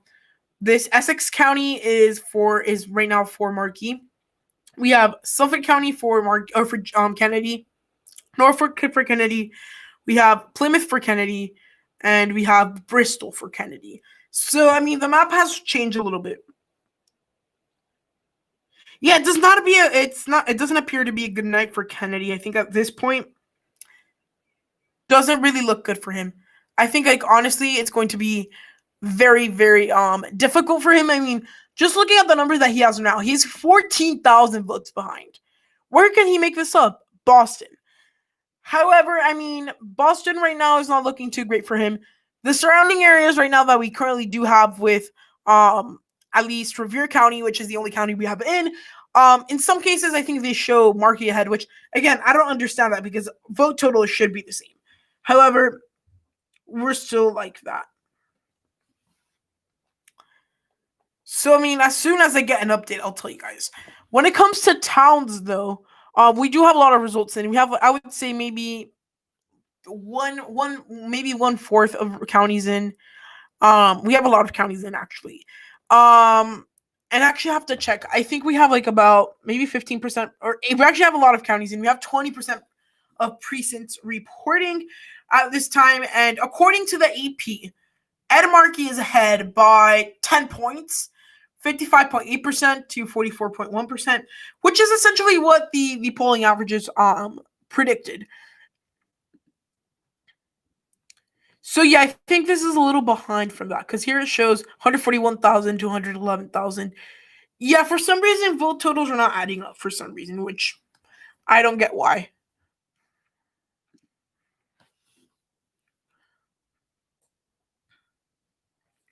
Yeah, I think, honestly, at this point, not a good day to be a Kennedy supporter, to say the least. I mean, Markey's ahead by a lot. I think this was a very risky race for Joe Kennedy to run because, again, he could have had the Kennedy name behind him. He could have whatever. However, this is a Senate race where the people decide. I mean, although your family name could be beneficial in a state like that, not going to be the biggest thing. I'm going to see him refresh the page to see if it has updated, called it, whatever.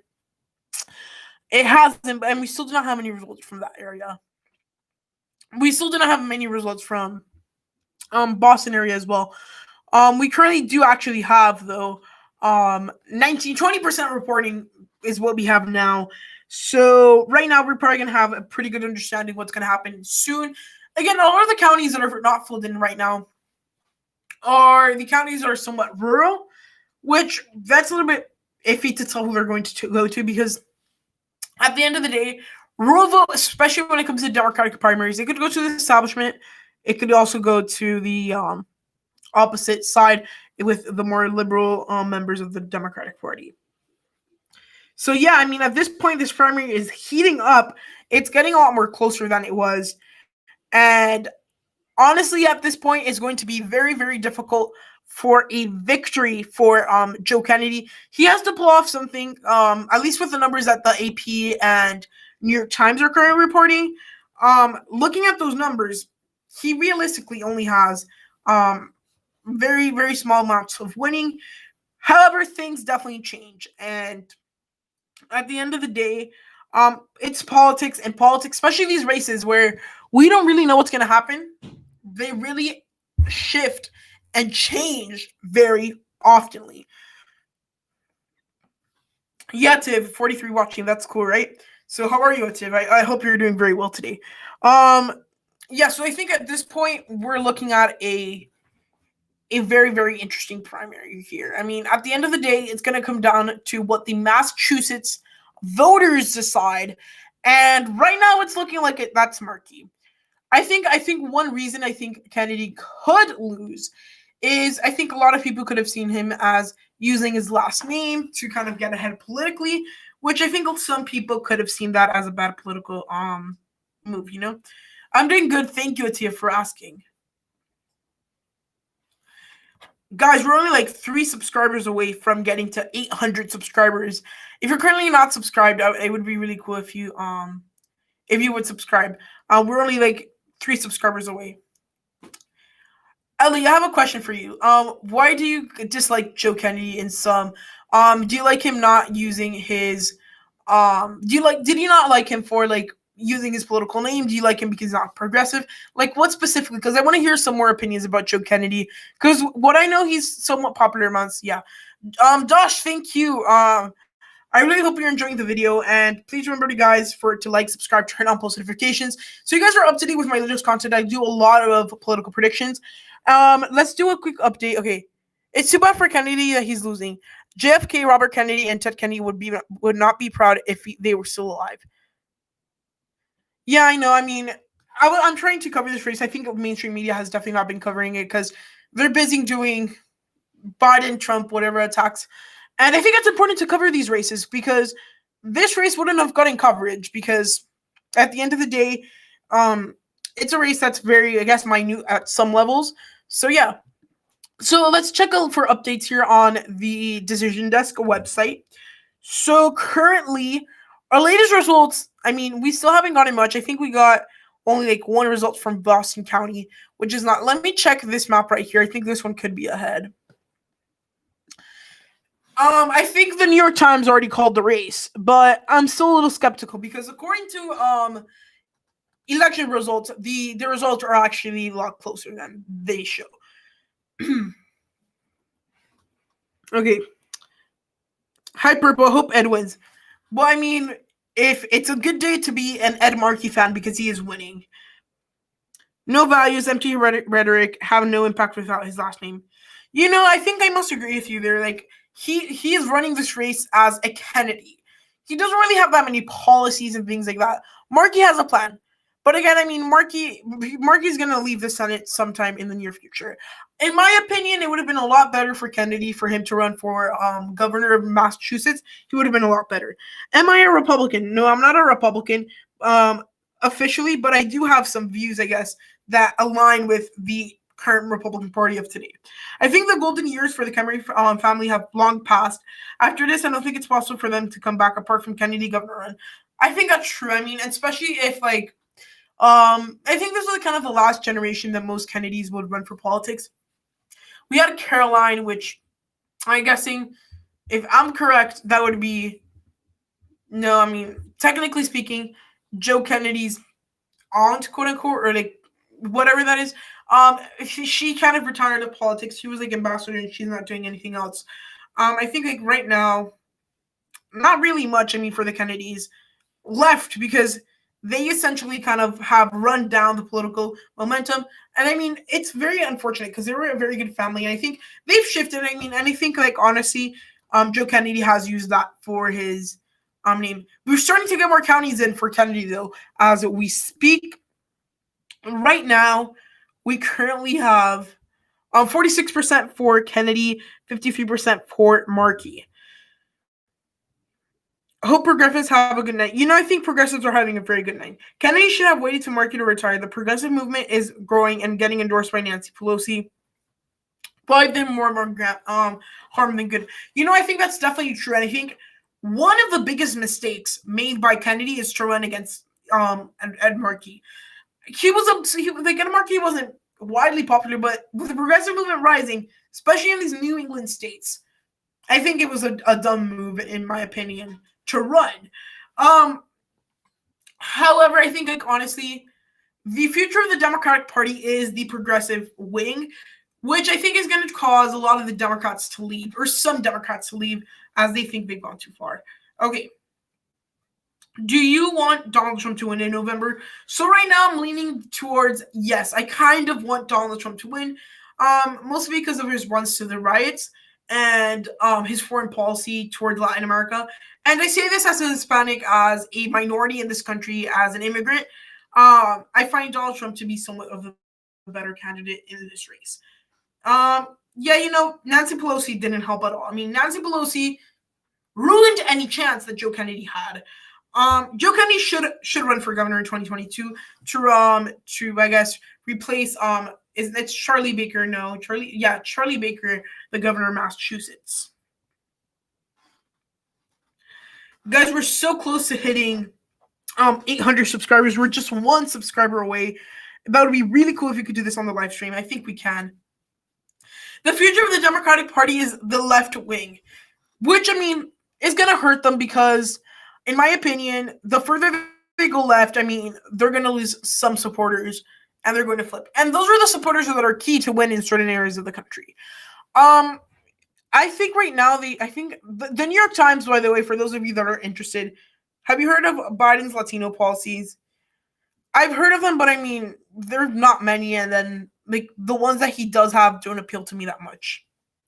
Do you think Joe Kennedy will run for office again? Yeah, he's probably going to run for, like, governor of Massachusetts or something like that in the future.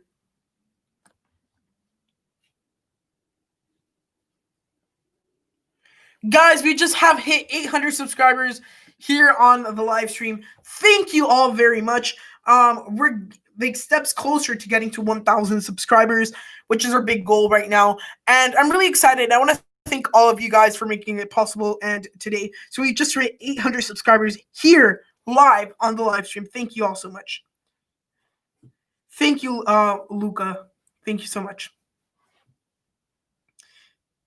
Look, I'm gonna tell you right now that honestly, at this point in time, the race is changing a lot in nationwide level. And if Ed Markey wins tonight, I think it shows that even a young, very charismatic person like Joe Kennedy, in some aspects, they can still lose races.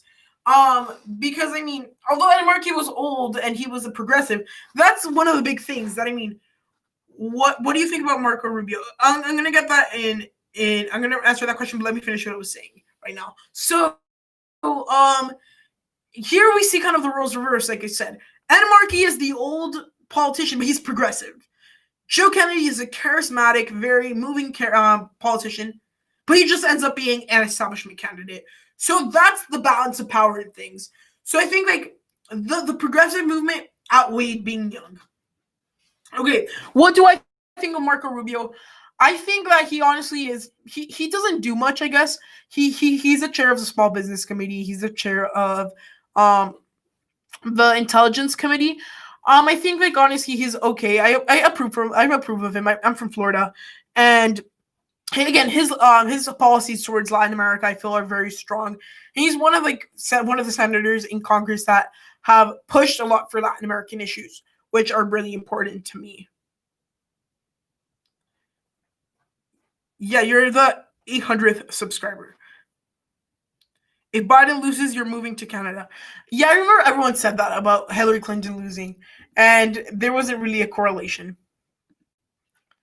I think, like, honestly, another 4 years of Trump wouldn't be horrible, but I mean, 4 years of Biden wouldn't be bad either. So I don't really care who wins.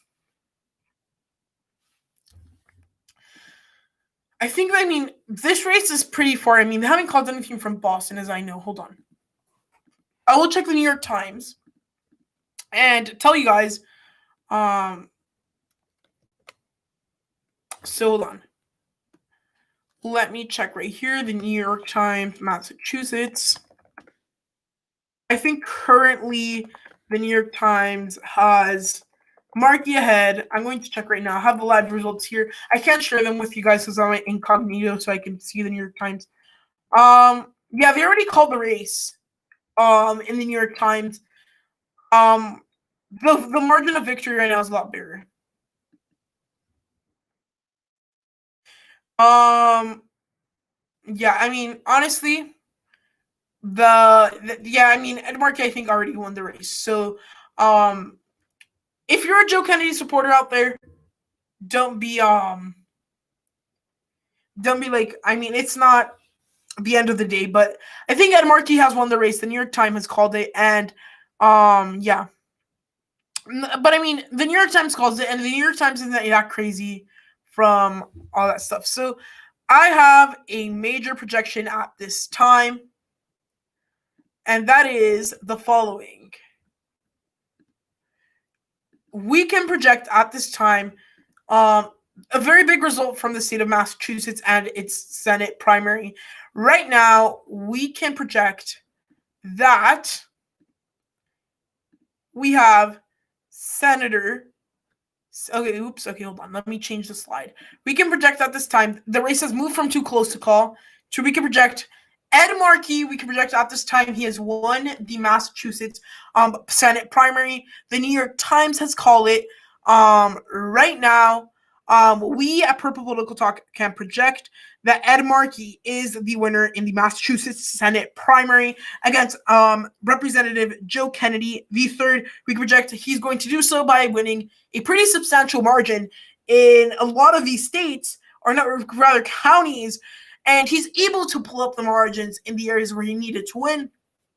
After reading a couple articles after the New York Times called it, one of the things I'm seeing is that the AOC endorsement was, I think, the nail in the coffin for Joe Kennedy, one of them, because I think at this moment, that's one of the things that really hurt Joe Kennedy in this race. So I can project at this time that Ed Markey will be the winner in the Massachusetts Senate primary for the Democratic Party. So at this time, Ed Markey has won. The New York Times called the race. The AP should be calling the race sometime soon. But I think with the data we do have currently, we feel confident in our decision to call the race. And here at Purple Political Talk, we can project that Ed Markey is winning the race. So let's discuss why he is winning right now. And there's truly, essentially, a couple of things.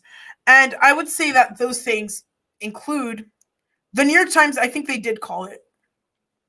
They did call it, and I think the data that we have in is enough to call it already. So, right now, I would say that I'm pretty sure the New York Times did call it. I think I may be wrong, but I'm pretty sure that when they have like the bar on the side, it's that they called it, because I think they called the race.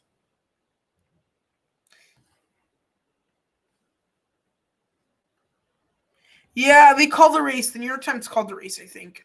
And I just checked. You guys can check if you go on the New York Times. I will verify because I think I'm pretty sure I'm like 95% accurate that was true. I think I just checked right now and it was correct. However, I mean, I will check again for you guys. So the New York Times Senate primaries times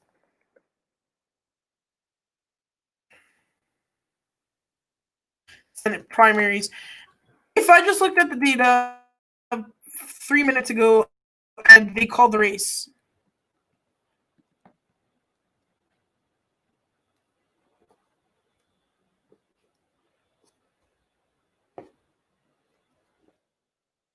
Yeah, I think they called the race.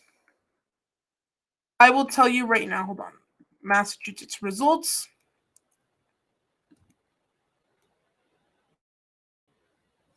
Well, I think I think they actually just took the race out of the column because 3 minutes ago they had called the race. That's interesting. They moved the race out of the column because I called it and yeah, you're right. I think they took away the race. So right now still they haven't called it. They called it, but then they took it out of the column. Still, I think with the data we currently do have at this time, it looks very possible that Joe Kennedy wins the primary. I will keep you guys posted. I'm going to see you right. I'm going to see right here, the decision desk, but I was pretty sure they actually did call the race. I saw the check. I saw the check mark and I saw the little bar on the side. Still the race is pretty close on the other aspects, but I guess the New York Times, I think they did call it, but we still don't have any results from Boston. But the New York Times has, I don't know, for some reason, the results, voting results are different. And here they say one thing, in New York Times they say another. So I don't know which numbers to trust and to which ones I should look at. I think Kennedy might have had like a resurgence because, um, you know, I think the New York Times, I think they had called it and they moved it out of the race. Who's right, like me or like class of 2020? It's definitely getting closer. So I think honestly, what happened was the New York Times called it and then they had to take it out of the column just in case, because realistically it's 3 points difference. So I might have been correct. It's getting closer. So yeah, I think that yeah. Want to know politics? What do you mean? Yes, like did I was like I right or like was 45 to 44. Well, the numbers I see on the live stream. Ooh, guys, I haven't showed you the screen right now. It's not sharing. Okay, show the stream. This is a screen I'm seeing with the results from Decision Desk. The race is still close, but usually when it comes to elections, I trust the New York Times, so I called the race. So I might have to take that. I might take that. I take the projection back. Okay. It's definitely getting closer, so I'm not sure. So I'll keep you guys posted if they ended up calling the race. I'll check. Let me check right now on Twitter right now to see if anything's going. Kennedy, let's see. I'm checking Twitter. So the latest tweets about this, they're not loading for some reason, but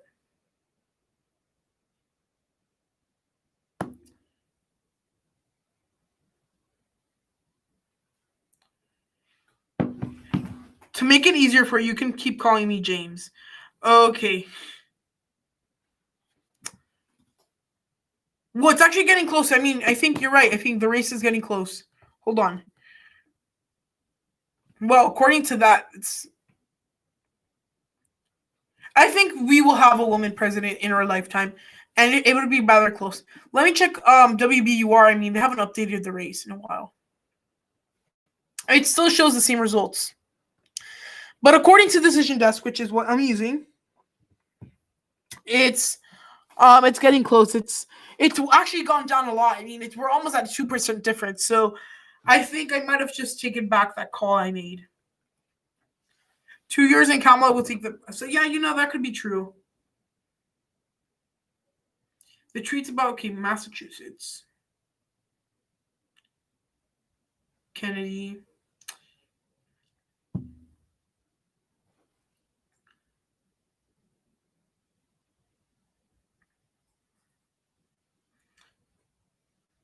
Okay, so 45 minutes ago, they had called the race. So I'm checking on Twitter because I think that a lot of people had called the race. Polling data. Kennedy hasn't ever lost a race in Massachusetts.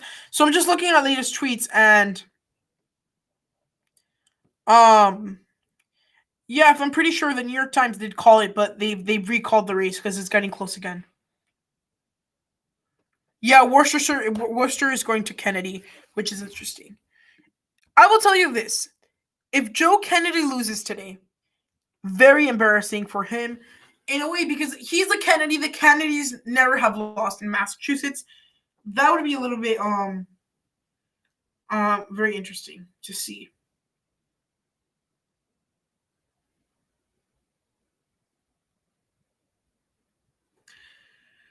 I will give you guys posted, but I think latest results, the race is narrowing down. So I think it could have been that they called the race and then they had to recall it. Hold on.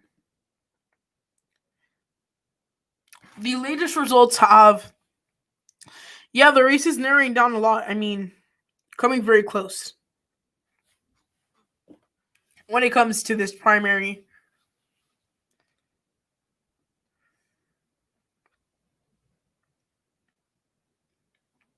Let's see. Yeah, I mean, it's 10,000 votes with 380,000 votes in. It's almost a 3-point margin right now. Maybe a little bit less. More of like a 2% margin almost. Yeah, the race is definitely closing down. Yeah, but there's one thing I'm confused about, and it's the numbers because New York Times tells me that Markey still has a 14-point lead. Markey is leading in Norfolk County. Let me check that here. Markey is leading in Norfolk. Let me check. Norfolk. Oh, let me just check counties. Yeah, Markey has taken the lead in Norfolk County. Kennedy was suddenly, so he was leading there for quite a while. But he's taken the lead. And Suffolk County is very, very close. Soon might be game over, but we still have a closer race. Now it's almost like a 3.5-point margin, nearly. So yeah. Yeah, Markey is leading in so I think he took the lead in a county that he was Walpole County, he's leading, or city, he's leading, Markey's leading. Let's see. I think here we can also say that he's winning in Norwood, Braintree, Randolph. We do see Kennedy narrowly leading in Suffolk County. So this is a very interesting race. I will tell you that at least. And look, I think at this point, it's going to come down to a lot of the areas. Now, I would like to keep in mind that there's a lot of votes already in from these smaller counties up east or up west on the part of Massachusetts. So we won't be getting a lot more Markey vote there, but there is still a lot of Kennedy vote outstanding. So we don't really know how this is going to play out. I think the New York Times called it. However, I think they retook their call out. So going to be very interesting. So I'm reading the chat right now. Yeah, Walpole. It was Walpole. Walpole was leading for Markey's leading there.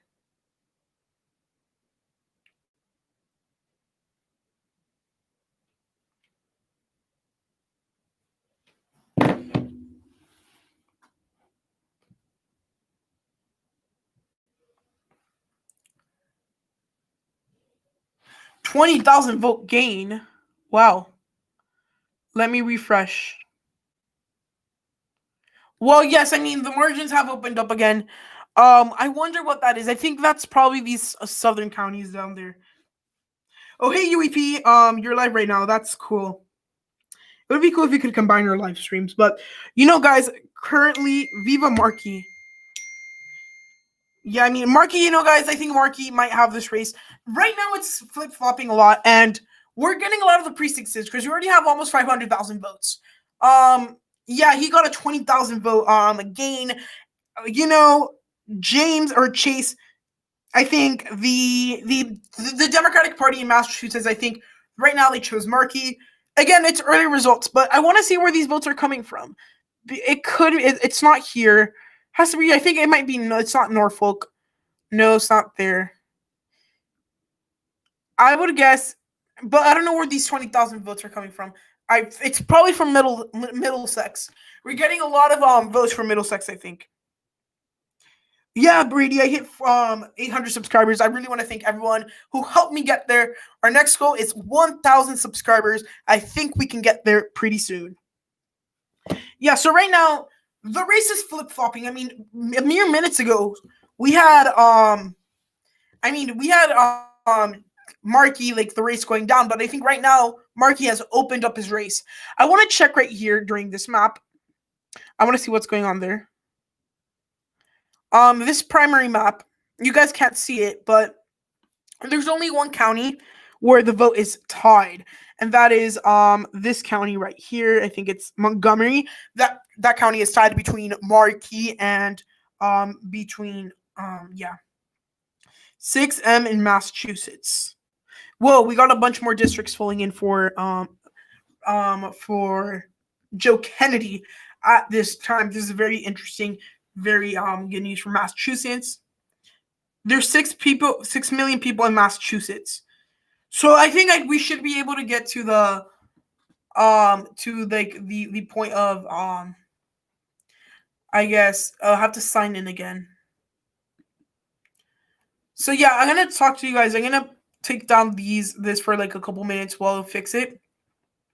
But look, guys, right now, the senatorial level, Massachusetts it's looking like it's gonna go to Markey, but we may be in a point right now where who knows what's going to happen. So I'm gonna log in back into this. So I have to like sign in. So please don't mind it for like a couple minutes or for a couple seconds actually while I just sign in. But right now, I mean, Markey has a surmountable lead. Okay, I think you guys can now see it. So I'm gonna share the screen again. So right now, yeah, I mean, the Markey has a huge lead. It's almost nearing 30,000 votes instead of 20. I mean, his numbers are going up. It's about-ish a 7-point, almost a 8-point lead for Markey at this point. What the polling data has actually been showing. So I don't really know what's going to end up happening here. Class of 2020, what is like which one's your town? It must be like either like down here, somewhere like down in like this little belt right here, or like some of the outgoing counties here. We have like a lot of the map going on right now. Kevin O'Connor won the primary. I think let's check that for a second. Let's check primaries.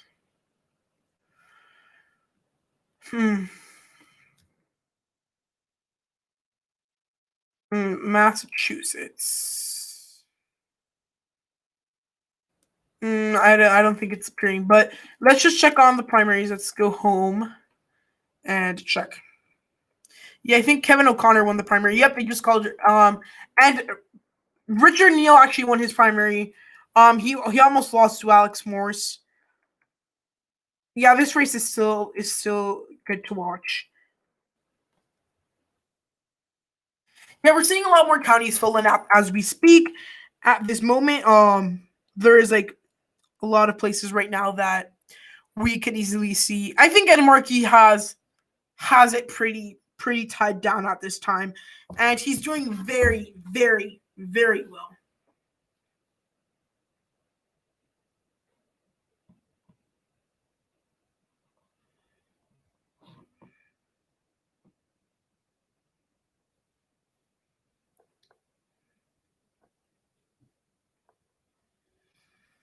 Let's see. So I think like honestly, I think at this point, that Markey probably has the race wrapped up. 27,000 vote lead. We still have the Kenny is losing in Norfolk again. Let me check.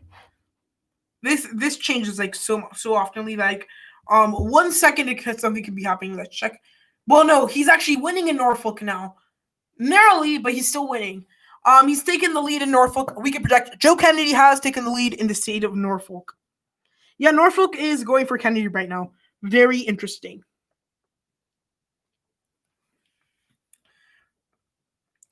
Yeah, I think at this point, this race is gonna I think the chances of it tightening up again not that high because again we're still missing a huge batch of votes from Boston. That's truly what's really missing because a lot of these other towns we've gotten a lot of the votes, and these smaller towns we can see them going for a lot of them going for Markey. I think at this time tough race for Joe Kennedy in Massachusetts. Even though I want to check again here. I mean, they have here. So we're currently about 30% precincts reportings. Yeah, 30%, almost 32%. Yeah, Markey has substantial lead. At this point, is a lead of over almost, well, not 6, but 7 points almost. Very big lead. Yeah, want to know politics? Yeah, I saw. That's why he called it. Yeah, so or said that he was leading again. Yeah, I mean, I think at this point it's flip-flopping in some counties. However, statewide, Ed Markey's doing pretty good. It's a good day to be a Markey supporter. Yeah, we still have nothing from Nantucket County. We have from Duke. We have some counties. Dukes County. We have some stuff from Barnstable, the little panhandle. We have some stuff from Plymouth. We have some stuff from Bristol. We have some stuff from Norfolk. We have some stuff from oh, it took me out. We have some stuff from the other county here, which was Suffolk again. We have a lot of counties. Will it be within 5 points? Right now, it's not looking like it, but I think honestly, as we go on, maybe with Boston it could be within 5 points, but not looking too good to be within 5 points. Yeah, we also wanted to know class of 2020. I don't know if you mind, but what is your town? So we look at it if it comes in. Braintree. I mean, we have nothing from the Boston area. We only have 2 counties or 2 towns, and it's just Revere actually.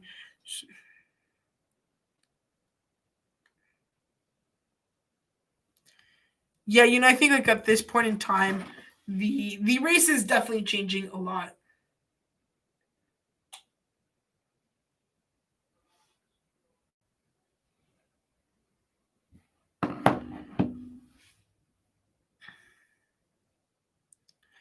$500,000 votes in. I mean, we're looking right now if the numbers keep up of how many votes are in to a turnout of about 1.5 million voters for the Democratic primary in the Senate, which is a lot of voters. I mean, that's a lot.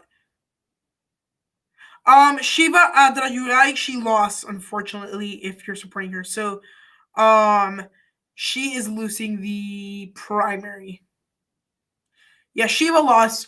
She lost to, oh my gosh, what's his name? They just called the primary. God.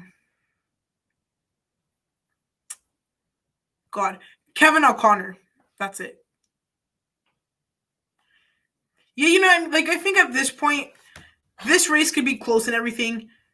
But at the end of the day, it's just who's going to become the next senator. I think this essentially should be called the Massachusetts Senate race. Because realistically, whoever wins here is probably going to win at the statewide level. So, okay, your city, Leominster, is in Worcester County, has Kennedy winning. So you want, so you're in Leominster, so that should be right here. No.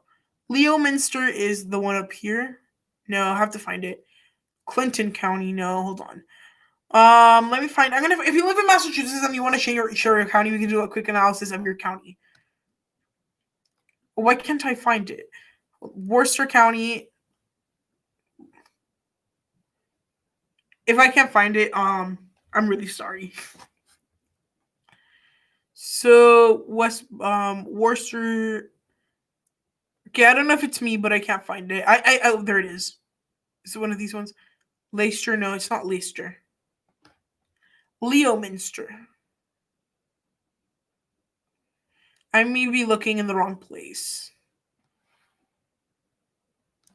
Yeah, okay, Leominster. There you go. Let me charge the iPad so I can see y'all's comments. It's about Worcester. Wait, is it this one? Hold on. So this is Worcester. Is it this one? Or this one up to the side? West Boylston, Holden, Paxton, Holden. I can't find it. I don't know if it's just me. Westminster, Leominster. There you go. I found it. Leominster County is currently going for Kennedy, 3,421 votes, 57% of the vote, to Edward Markey's 2,561 votes, and 42%. Yeah, one county hasn't been called, and that is Tuckanut County, or Nantucket. I mean, I messed up the words. Nantucket County hasn't been called at this time. Yeah, so near Sterling, Lancaster. I think I found it. Yeah, I found it right there. Are they both Democrats? Yes. This is a race between two Democrats, between incumbent Senator Ed Markey, who is very progressive, and more establishment candidate Joe Kennedy III. We have an update on the race. Kennedy is going down a lot. Again, we're still missing the crucial area of Boston, which is going to be crucial in seeing who's going to win.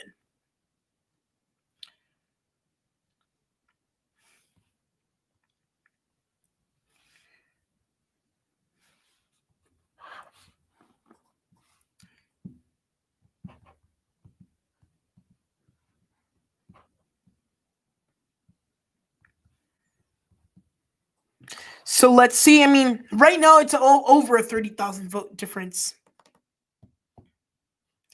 which is interesting right now. So WBUR site says Nantucket goes to Markey by a wide margin. Let's check that out. I'm gonna check it out first. Hold on. Well, yeah, they already have Nantucket called. Clear filter. What about Hanson? No, okay. Yeah, so I can check also here, like if I press on the counties. We still have nothing from Boston, which Cambridge is going like a little bit towards to Ed Markey by a lot. Very interesting, guys. Why are you disappointing, Pedro? Because what's her name? Did you say Shiva? Yeah, Shiva lost. That's unfortunate. Do you think that that at this point it is possible for Kennedy to beat Markey in terms of vote difference? It's not like every person in Boston is going to cast. I think honestly it's going to be very hard. He's going to have to come up with 30,000 votes over Boston and then make sure everything else goes for him. At this point, not the best look for Markey. That I would say at this point I would call it for Markey. However, I'm going to be careful because the New York Times called it like an hour ago, and then they kind of messed it up, and they had to recall the race or retake the thing. But yeah, at this point, it's very hard for a Kennedy victory, and I mean it's historically the first time a Kennedy has lost in Massachusetts, so that's going to be an interesting thing to watch.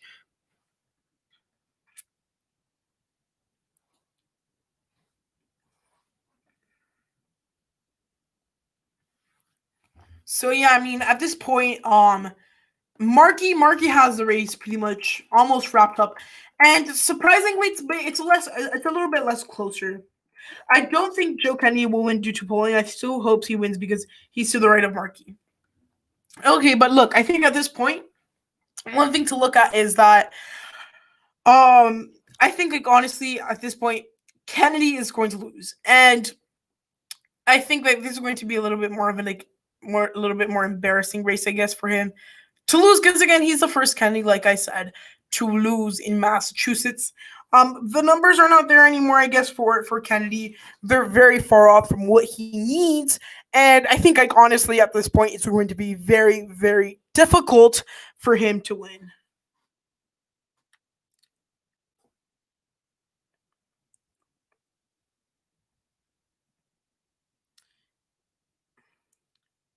It's now 11. Yeah, let's check the county map.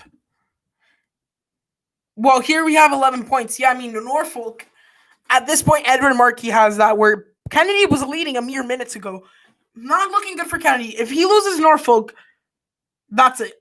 he loses. I mean, he's gonna have to make up what, nearly almost 40,000 votes. That's going to be different. They just called the race. We can project out this time Ed Markey is the winner.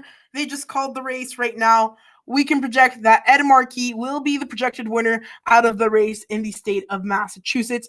Ed Markey has won the race. We can project at this time. Ed Markey just won. We can project Ed Markey, and we're going to put up the graphic on the screen right now. And Ed Markey has just won the race. I kind of got shocked a little bit, but right now, Ed Markey, we can project officially, has won the Senate primary out of the state of Massachusetts. We can project that Ed Markey has won out of the state of Massachusetts. He defeats former or current Congressman Joe Kennedy III, a member of the Kennedy family. He has lost because of some complications in certain areas of the state, like Norfolk County, which he has lost now by 11%. He's trailing there. There is no possible scenario right now where Joe Kennedy III goes on and wins the primary in the state of Massachusetts. We can project Ed Markey will be the winner, and at this point, very interesting race we're seeing here. And whoops, I forgot to I thought I was showing you guys a graphic. I didn't show you the graphic. I'm really sorry. I had a graphic prepared for this moment, but whoopsies. Yeah, I'm really sorry, guys. I mean, if you were supporting Ed Markey, I really do apologize. I forgot to put on the graphic, but again, we can project out this time that Ed Markey has won the primary. This is good news for the progressives at this time. Ed Markey has won, gives them another progressive guaranteed in the United States Senate. Very good for them. Yeah, 50 watching. I mean, this is the best live stream I've ever done. I think at this point in time, Ed Markey has it pretty much wrapped up, I guess. There is no other possible scenario for him to win. And yeah, we have this graphic up. And I think, honestly, we're going to have to analyze the next couple of minutes. Why did Joe Kennedy lose? And I think there's a couple things. One, I think he based his campaign too much on being a Kennedy. He thought that because they know my father, because they know my uncle, because they know my grandfather, because they know all his family, he was going to win. But unfortunately, that's not how it works. And you could have the best last name in the world. You're still not, it doesn't mean that you're going to win a primary. So I think at this time, Ed Markey, I think that's one of the things he ran by. And Boston hasn't been called yet. I mean, that's interesting. I mean, that lead in Norfolk County for Ed Markey, I think pretty much did it for him. And I think, honestly, Norfolk County is what essentially did it for Kennedy. He lost there, and he's going to have to deal with that now. So I think, honestly, at this point in time, there is not much that he can do there. I mean, in Boston, and considering that Boston hasn't been called yet, that's a tough pill to swallow, I guess, for Kennedy. He was betting on Boston. He thought Boston was going to get him over. That did not end up coming into fruition for him, which really didn't work. Moment of silence for that one county. Okay. I mean, I think this race was expected to be super close. Ed Markey knocked it out of the park.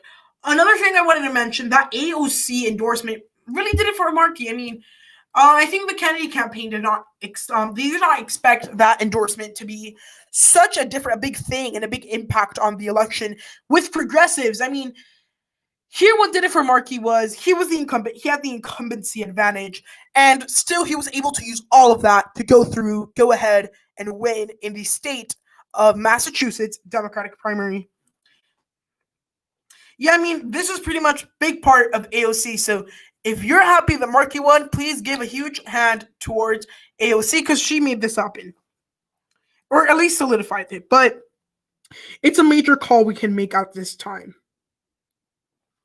So how are you guys feeling down in the chat? I really want to see, how do you guys feel? Were you guys shocked? Are you guys not surprised? And do you think this means there's going to be more progressive congresswomen elected? Thank you. So I'm going to tell you who's covering the seat right now for, I think I just saw it right here on Decision Desk. I'll tell you right now.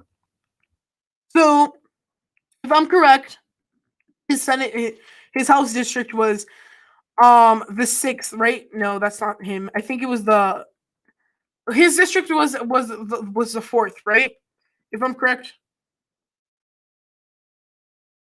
Yeah, that's true. I mean, Kennedy never did like go through that position of being through and being the favorite and stuff like that. So, I think that's also a big valid point. Um, so I mean, Kennedy wasn't like the big front runner, but he did have some support, I guess. And I guess a lot of people looked at it. It's a given at this point that Markey's going to win in November at this point because it's really very very hard for him to, you know what I mean? It's going to be hard for him to lose. Yeah, it's a very big win for progressives right now. EOC made this happen for Markey.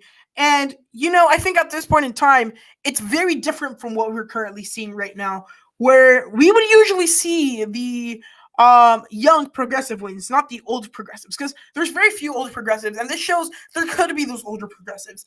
For those asking who will be taking over right now, Kennedy's seat, right now, the leader in the Democratic primary is Jesse Mermel. He is probably going to take over the seat, but things can definitely change.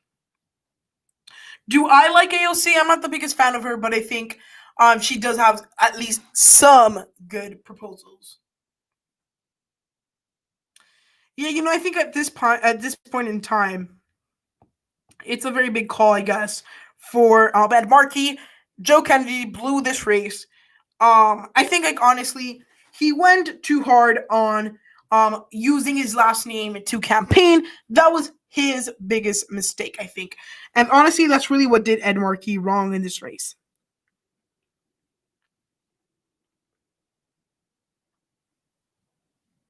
AOC for Senate in 2022. I mean, that's not completely out of the picture. I think that she could easily probably win there, but who knows? Yeah, Jesse Mermel. It's a very big win for progressives in Massachusetts.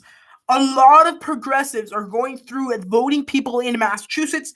Very big progressive wave, at least in the state of Massachusetts. This is going to push further future candidates running for Senate to push the Green New Deal and the Medicare for All. I think it's not only that. I mean, I think that honestly, if Ben Markey would have only ran on those issues, maybe he could have lost. But since he had the support of AOC and he kind of put Kennedy and he painted him as kind of like a bit of a young politician who has a family name and that type of kind of thing. He kind of painted him with a little bit of privilege, I guess. So you know what I mean? It's not the Kennedy's grandfather's Democratic Party. You're right. I mean, at this point, the Democratic Party has transitioned. I think from here on, the Democratic Party will be a lot left wing, which for many people, that's going to cause a lot of happiness. They're going to be happy because a lot more progressive ideas will go through. But then also, you're going to have the effect that a lot of current Democrats who are on the moderate side will be leaving due to the fact. Kevin, I definitely agree with you right there. But it's not the Kennedy's grandfather Democratic Party anymore. It's the new progressive Democratic Party. It's times like this I love Massachusetts. Good for you. I mean, for example, I live in Florida. We have like a lot of contested races, but 9 out of 10 they end up going to the Republicans. Some like House district that flipped, like a couple house, like 2 House districts. Everything else goes Republican for the most part. At least out of the contested races. So I honestly don't. I that's like some parts I don't like about living in Florida. It's a swing state, but it's not that interesting. The progressives are really strong right now. You're definitely right, and they have a very big movement going on right now. You think that Markey would only win by 1 or 2% without AOC or Warren? I think you're definitely right is there as well. Because look, if it was like generic Ed Markey against to Joe Kennedy, it would have been one a lot closer because Ed Markey couldn't have done all that heavy weightlifting. And look, we must understand something. Ed Markey is not the type of politician to go out and campaign. I mean, that's why you don't see an Ed Markey for president sign. He is not the type of person to go campaign. He's not a campaigner. However, I mean, I would just say that AOC and Warren pulled out for him because without him, I mean, this campaign would actually be a campaign. So yeah. Larry Turner. Oh, thank you very much. I mean, I try to be as educated. I know other young politic enthusiasts, if you could call it that. Like UEP on bias election predictions, he's very good. We all like to talk politics. We want to be informed, and I mean, we want to sit at the table when you're analyzing things, and not only have the older voices. And because I'm saying this, like have the older voices at the table, doesn't mean that I'm a Democrat necessarily. But I mean, I think it's important the diversification of politics into the youth, which is very important. Yeah, Nancy Pelosi must be so embarrassed. The endorsement hurt her more than it helped. Yeah, I mean, you're kind of right.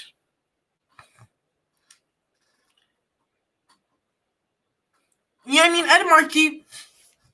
I mean, I don't have like too much of an opinion on him because he's one of those senators that just kind of lays back a little bit, but he always goes with the progressive movement. So I guess if you're a progressive or Democrat leaning, you might like him because he's like kind of in the back shadows, but he still does get things done. I have to change the ticker, but I can actually. I think I can do that right now.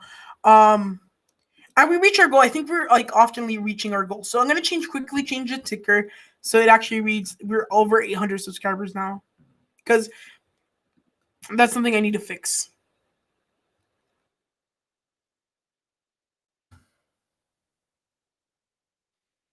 So I'm gonna set a new goal. I'm gonna set the goal of 900 subscribers by September 20th. I think we can do that. I mean, we've been very strong over the last couple of days, and I think we could do that. So that's going to be our new goal for subscribers. So I'll put that in the crawler and then put that down. Well, there's going to be a lot more progressives elected, and I think that's just a fact. I think that the party is definitely leaning a lot more to the left. However, I think there's going to be a point where the party is going to crack. They're going to start to lose that support, and then the party will move back towards the, I guess, to the left.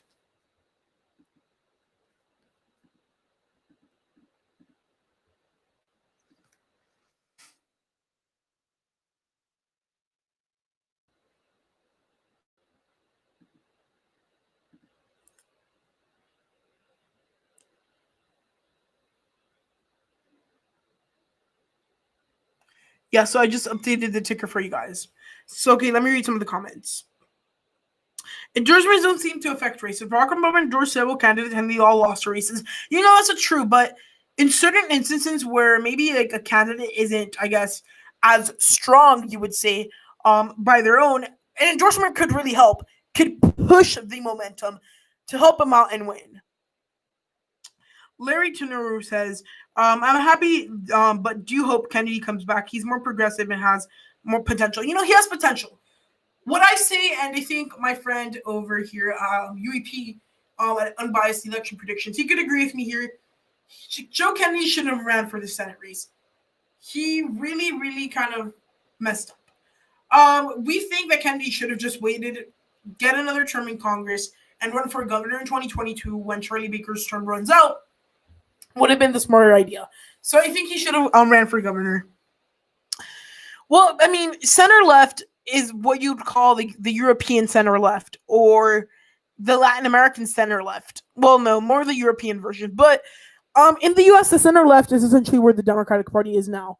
I would say it's to the left. And look, they call themselves socialists, I would say.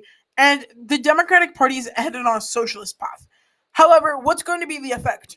Whether they go on the very, like, surgically very careful part of socialism, which could lead the country to places, or they could say it's a big risk, or they could like easily mess it up because it's like a very thin line they walk on and turn the country into like somewhat of a bad situation. Ed Markey has a gain of 50,000 votes on Kennedy. Wow. Do you guys want to see an update on the race? I think we should. I'm gonna stop this graphic, and I'm gonna go to the race and show you guys the race currently, where it currently stands. We're gonna look at an update after they called the race. I mean, the Republicans are definitely becoming a lot more moderate. So yeah, I mean, they call this race, which is very interesting. Yeah, for Mark, I mean, he has almost a 10-point lead. pretty much on point where the polls had him. So that's, I guess, a pretty interesting thing. So you guys can now see the screen. So right now there's a 10-point lead. We're starting to get some more Boston area. Yeah, we see near Boston, like Boston we have nothing in, but Cambridge pretty much completely for Markey. That type of area we've seen a lot of support for Markey. County wise, I think it was Norfolk that did it for him and they called it. And Middlesex County also was a big county that I mean that's one of the big chunk of votes that Markey got, and that's why you could say that he won there. Yeah, Kennedy conceded. Let me check. I think I think he might have tweeted something else. I have a question, guys. So, I wonder if you guys like this coverage because I'm thinking of doing this for election night. I'm gonna still cover it for a couple more hours, maybe an hour and a half more. I just wanted to know if you guys enjoy this coverage and you would like to see a lot more of it. Let me see. On Twitter, we are currently seeing. I want to check Twitter, but you guys have the results on your screen right now. Yeah, college towns crushed it for Markey. Cambridge is the biggest college town in Massachusetts, kind of 89% for him. Yeah, I mean Kennedy lost, which pretty big surprising for some people. But isn't there a risk for Republicans to split in the future as well? The libertarian movement seems to be rising. I think honestly, no, not really. There is some rising there, but I think if anyone's going to in the future, if you're comparing both of them, the Democrats are most likely to split than the Republicans. The Democratic Party is going full center. I wouldn't say they're center completely, but you like the more country. Okay, so you guys, I will do it more often. I mean, there's no more primaries because like between here and election day, it'll be a lot more of the kind of what's going on in the election day. And by the way, also guys, I'm really sorry I didn't post a video today. I was very busy, and since I was going to do this longer live stream, I decided not to post today. So I really hope you guys can forgive me for that.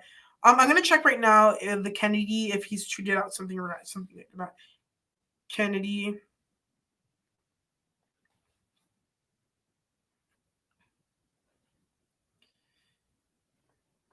Yeah, also this is the first time a Kennedy has lost in Massachusetts, which is very interesting. So, historically, it's very interesting. It's just Tea Party time for the Democrats. I mean, you're kind of right. I mean, we saw a big gain for Democrats, or for the Republicans rather, during the first years of the Trump president or the Obama presidency. We're seeing that movement being replicated. Now, here's where I'm going to ask a couple questions. I mean, are we going to see this movement go on long term? So, I don't know. A lot of people, they've said that if a lot of people, they have said that the riots are a moving factor for them. So, a lot of people might say that they might not vote because of that. Suffolk County, at least according to the decision desk, for those of you saying in the chat, is currently at 55%. And we have an update in the map. Yeah, we have like a lot of precincts reporting. We currently have a big amount. They called the race everywhere. We have 50% of precincts reporting almost. We still have a lot of precincts out. However, I mean, yeah. He does have a future in statewide politics. I think if he can run for governor, get this behind him, I honestly think that Joe Kennedy could probably win the presidential race if he does run. JFK was elected in 1947, never lost, and I think it hindered Joe's campaign. They got stagnant, no clear message. I've been saying that, Larry. I mean, that's truly one of the reasons why Kennedy lost, in my opinion. They essentially, what ended up happening was they got too comfortable because he was a Kennedy and he was probably going to win. But I mean, he got too comfortable, which at the end of the day came in and it was bad for him. What are the chances that people like Mermel and what are the chances people like Mermel and won't elect Kennedy if he tries to run in 2022? So you're talking about governor's race or the House race? So yeah, I want to know that because it really does depend on what race you're talking about.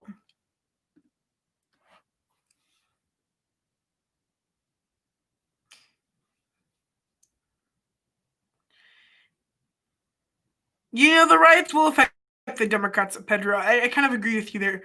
Um, when it comes to the House level, not sure. But at the presidential level, I think we've seen a huge impact. And Trump was supposed to visit Kenosha today. Is today Tuesday? Yeah, I think he was supposed to go today. I don't know if he did because I haven't checked Twitter today, and that's kind of how we see how like all the politicians are up to and what they're up to. I'm not sure about House, but presidential level, the Republicans have a little bit of a shut up in polls and things like that in swing states.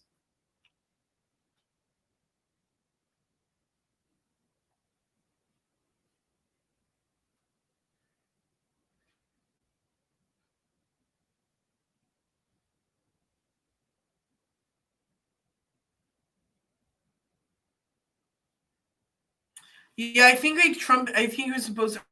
Oh, I think he. Yeah, Trump visited Kenosha this morning, so that's going to be interesting. Are they sure it's not too soon to call the election? I see multiple counties not called, especially in SC, Massachusetts, Southeast, which seem to be leaning towards Kennedy. You're right, but I think the margin is already too big. And there's some areas, especially like in Boston, where Markey overperformed, and in Suffolk County, in Norfolk County, as well as wait, in Middlesex County, where Markey took bigger margins than expected. So even though Kennedy could win there, it's I think a little bit less. Yeah, I mean, that's true. The dynastic politics needs to go. And I think that's a really bad thing for the country if we think with the mentality that you're the kid of whoever, you're going to win. And I think honestly, if we think into that mentality, it's going to turn into the next North Korea or the next um, kind of dynasty. Civil unrest has an incumbent's chance of winning. Heard the Well, I mean, but I guess here's the thing: with this civil unrest, in my opinion, I see it very politically motivated, and I'm telling you this because I know a lot of like past historical events, especially outside of the United States, where kind of um somewhat extremists have used to try to get their ideologies through. Venezuela is a great example. Those riots in Venezuela, something similar happened to kind of destabilize the country. And honestly, could see this something that got similar happen, especially like right now. And honestly, what's really gonna hurt? What's hurting Trump, in my opinion, or not? What's hurting Biden with these riots? He hasn't condoned them, and I mean, people are dying because of these riots. The president has done his best, and the best to his ability. I mean, he's been able to go through um and send the National Guard. He's been calling it out and stuff like that, which is important. So I think also that's important as well. I mean, and also looking at the facts. I mean, in my opinion, like these riots, they were a little bit caused, and I think also like parts of the problem is that like I've seen like lately a lot of harassment from Democrats to Republicans. Again, the more extremist ones that are protesting, but I've seen them a lot more. So that's what I've seen. Yeah, Markey took Boston. Wait, what? Hold on, let me check. Markey just took Boston. Yep, Markey's winning in Boston. I think that's game over for Kennedy. A lot of us thought that maybe Kennedy had a chance to maybe upset. But at this point, it's a blowout for Markey. He did very well tonight, and I think that's really going to show in the future. 60,000 point lead. I mean, you're a 6,000 lead. You know what I mean?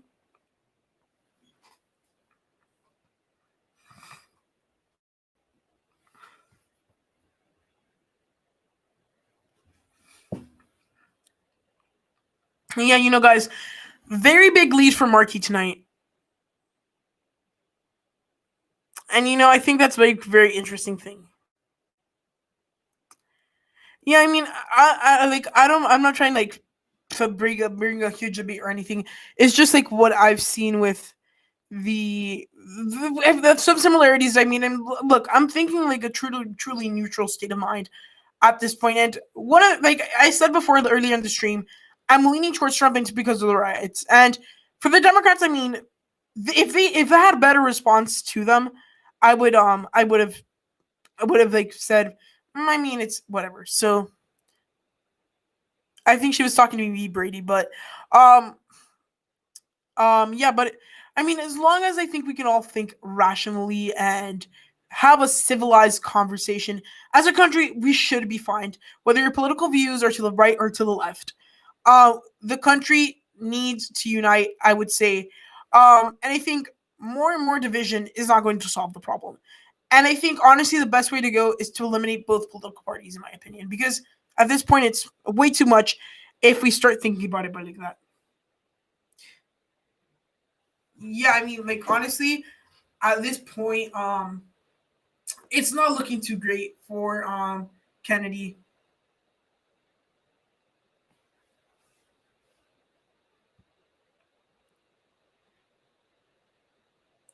Yeah, I think I'm gonna have to agree with you, Larry. Again, Kennedy was running on his name. Even people thought like he thought he was Joe Kennedy. No one's gonna ask him about his issues.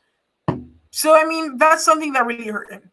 Yeah, Nicholas. I think like honestly, they did get the RCP polling averages. They did get them right. So that's why I like to use RCP a little bit more than other polling. Again, they have more polling, but they've taken a little bit of both sides of polling. So it usually like makes the thing more accurate.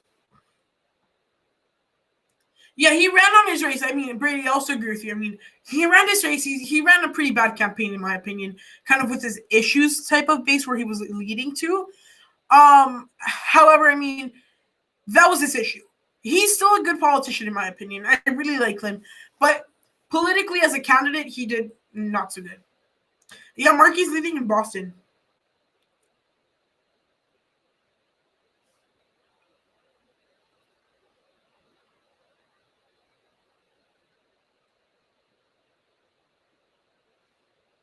Yeah, I mean, Markey's leading in Boston. I mean, that's a pretty big thing.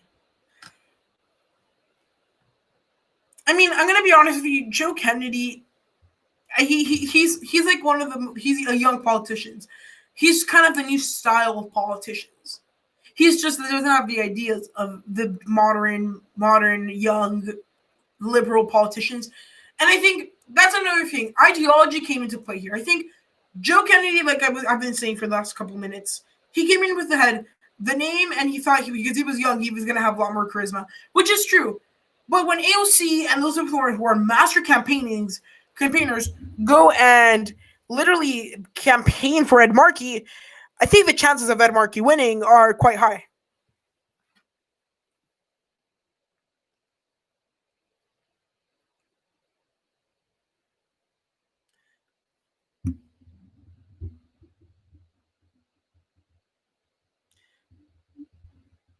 Yeah, but I mean, I think like honestly, it was just a bad run campaign.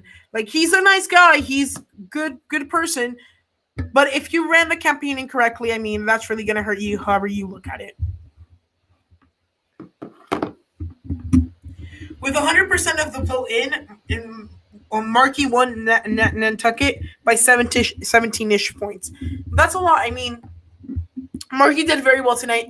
Shows that there is a movement for progressives there, and honestly, at this point, it really shows something.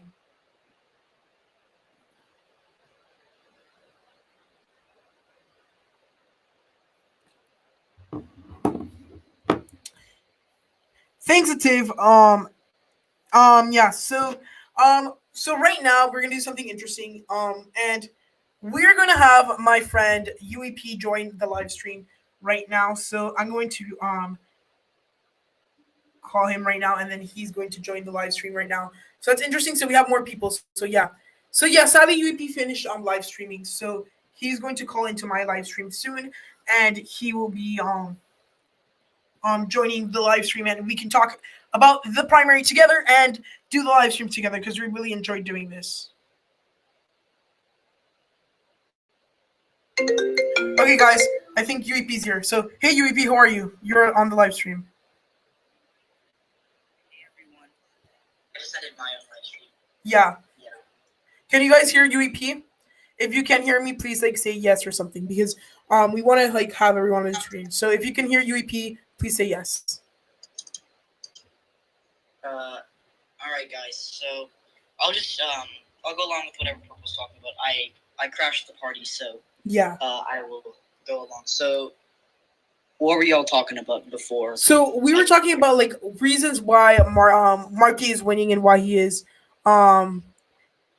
like honestly doing very well. And we also were talking about reasons why Joe Kennedy lost because essentially what I was saying it was because of how he essentially messed up with his message. He thought because of he was Joe Kennedy, the grandson of a Kennedy, he didn't have to explain the questions and the messages and all these different things. So that's why I think we lost, and we have some people that are asking in the comments. So what do you think about that? Okay, well, I think what's striking about it is how well Marquis stood. Like he was the underdog for a while, and I actually did predict he was going to win back towards the beginning of the summer in April. But I think he stayed on message, and that ended up paying off for because he ran as he's older and he's been in the Senate for a longer amount of time. But he ran literally as a progressive. He got a lot of good endorsements, and I think that like helped him not completely lose any momentum. So he essentially treaded water for a few months, then started raking in a ton of endorsements, and then the debates were absolutely a disaster for Kennedy. He basically attacked Kennedy's record because Kennedy, remember, Joe Kennedy was he served as an attorney for a Republican firm. So he attacked Kennedy's record and basically said he's a fake progressive, and that did not pay off in a state like Massachusetts for Kennedy. Mm-hmm. Yeah, I mean, and a lot of people have been they've been saying that they agree with us in the comments, and I mean, he kind of Pedro. I mean, he kind of did. Maybe not completely at the beginning, but I mean, he kind of alluded that because he wasn't talking too much about policy. He wasn't talking about these important things. He was just running as I'm Kennedy, and that's one of his biggest flaws. Ed Markey, I mean, he's not the best politician in the way of campaigning. He's not the best campaigner as a whole. He doesn't have too much charisma, to say the least. He's an older politician, and I mean, as politicians get older, they lose their charisma. And I think, yeah, and like as one thing that I think honestly really hurt him was that he couldn't do that alone. But the endorsements, I think, was one of the big things. Okay, so It was. Yeah. So okay, so Brady says, I think this will help Joe Kennedy. He now knows what not to do in a campaign. So I actually think this is a huge win for Kennedy despite losing. And yeah, I think you're also very right, Brady. I mean, for Joe Kennedy, this is a learning curve. It's going to be, if I'm correct, this is his first statewide race, right? This is. Yes. He was in the House before, so Yes. statewide race. So this is going to give him experience for statewide races. And I know for the fact that there's going to be a governor's race 2022. I think you should definitely be interested in running for that. Because one, he has now the experience of running a statewide race, which means he will be able to have a lot more experience when it comes to that. Oh yeah, for sure. I mean, this race, I think this is in a way a good thing. I mean, obviously, he would have preferred to win. But I still think that he now has experience. And remember, Markey is no Mitch McConnell. He's a popular Democrat who got a lot of good endorsements. So it's not like he totally loses because there were people who 100%. There were people who just saw the name Kennedy and were like, okay, I'm gonna vote for Kennedy because he's a Kennedy. But there are also people who saw that Markey was the incumbent. They were progressive Democrats. They realized I trust Ed Markey and I'm gonna stay with him. Yes. That did play a big role. We have to remember that Ed Markey also did a good job. And Kennedy wasn't a total brat. He didn't act entitled.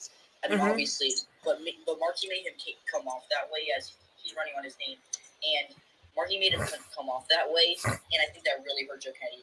People said he's a spoiled brat. He shouldn't be challenging someone who rightfully owned his seat because he actually earned it. Yeah. So Election Center is in the live stream. So hi, how are you? And he was saying if Kennedy gets a respectable showing, he can hold on to his political life. I think that Kennedy at this point, that's what's at risk. He took a risk. He lost the bet. At this point, he's going to see how much he's going to lose. If he can salvage some of his political life, great. He can run for governor. If not, he's not doing so great. I think he should run for governor because like, what if he does run for governor? Like, let's talk about the future of Joe Kennedy, if that's okay. Like, Yeah. What if he does run for governor? He stays Maybe he runs for House 2022, but if he doesn't run for House, he's just a sitting duck, does nothing, and just basically he's the guy who lost that Senate bid to Ed Markey. Like that's the most recent thing that happened. So he has to make a comeback, and it's not that hard. I mean, he lives in a solidly Democratic district. He can just run for House and win again, and then maybe challenge Charlie Baker. Although I think he's going to be term limited, but I mean, he could easily flip that governor's mansion for the Democrats, and they'd be very happy about that. You know, I think honestly, one thing that could be interesting to see is like, will he become like a Stacey Abrams? So she would act like the pretend. Would he act like the pretend senator of Massachusetts, or would he actually go do something about his political life? Because I mean, with Stacey Abrams, for example, I want to make this comparison. He could go to one of two routes. He could get his campaign ready, and realistically, he only have to wait like a year. And with planning all this stuff, he could start running in like late next year. That's a little bit wait. Well, late next year is so he could essentially run by then. A little bit too long, but I mean he could start running and he could start preparing today. But I mean he could essentially also go the Stacey Abrams path, which is I was the pretend governor of Georgia in this case. I was the pretend senator of Massachusetts. So he could go one of those two ways. So what do you think is the best path for him? And I think we all know what that is. And what do you think is going to be the effect if it goes in the other path? Well, like if he pulls a Stacey Abrams, he's still going to get support. I mean, Stacey Abrams still remains a popular figure among Democrats, both progressive and moderate. So Stacey Abrams isn't yet, but I think that there's a difference. Stacey Abrams works in a leaning Republican state, and it would have been hard for her to win even like a Senate seat. I mean, she could have ran for House, but it would have been hard for her to like run for governor, or she could run for Senate challenge maybe David Perdue or Doug Collins. So I think she made the right decision and just basically campaigned for them and said, "I'm Stacey Abrams and I still exist," but at the same time she still has the momentum. But I'm also going to compare Joe Kennedy to someone like a John James. John James, he lost his Senate bid in 2018. He made it closer than most people thought, so he became a star. And let's be real, John James, he has a decent chance, but he's not going to win this Senate race this year. So I think Ed Markey could pull a John James and essentially just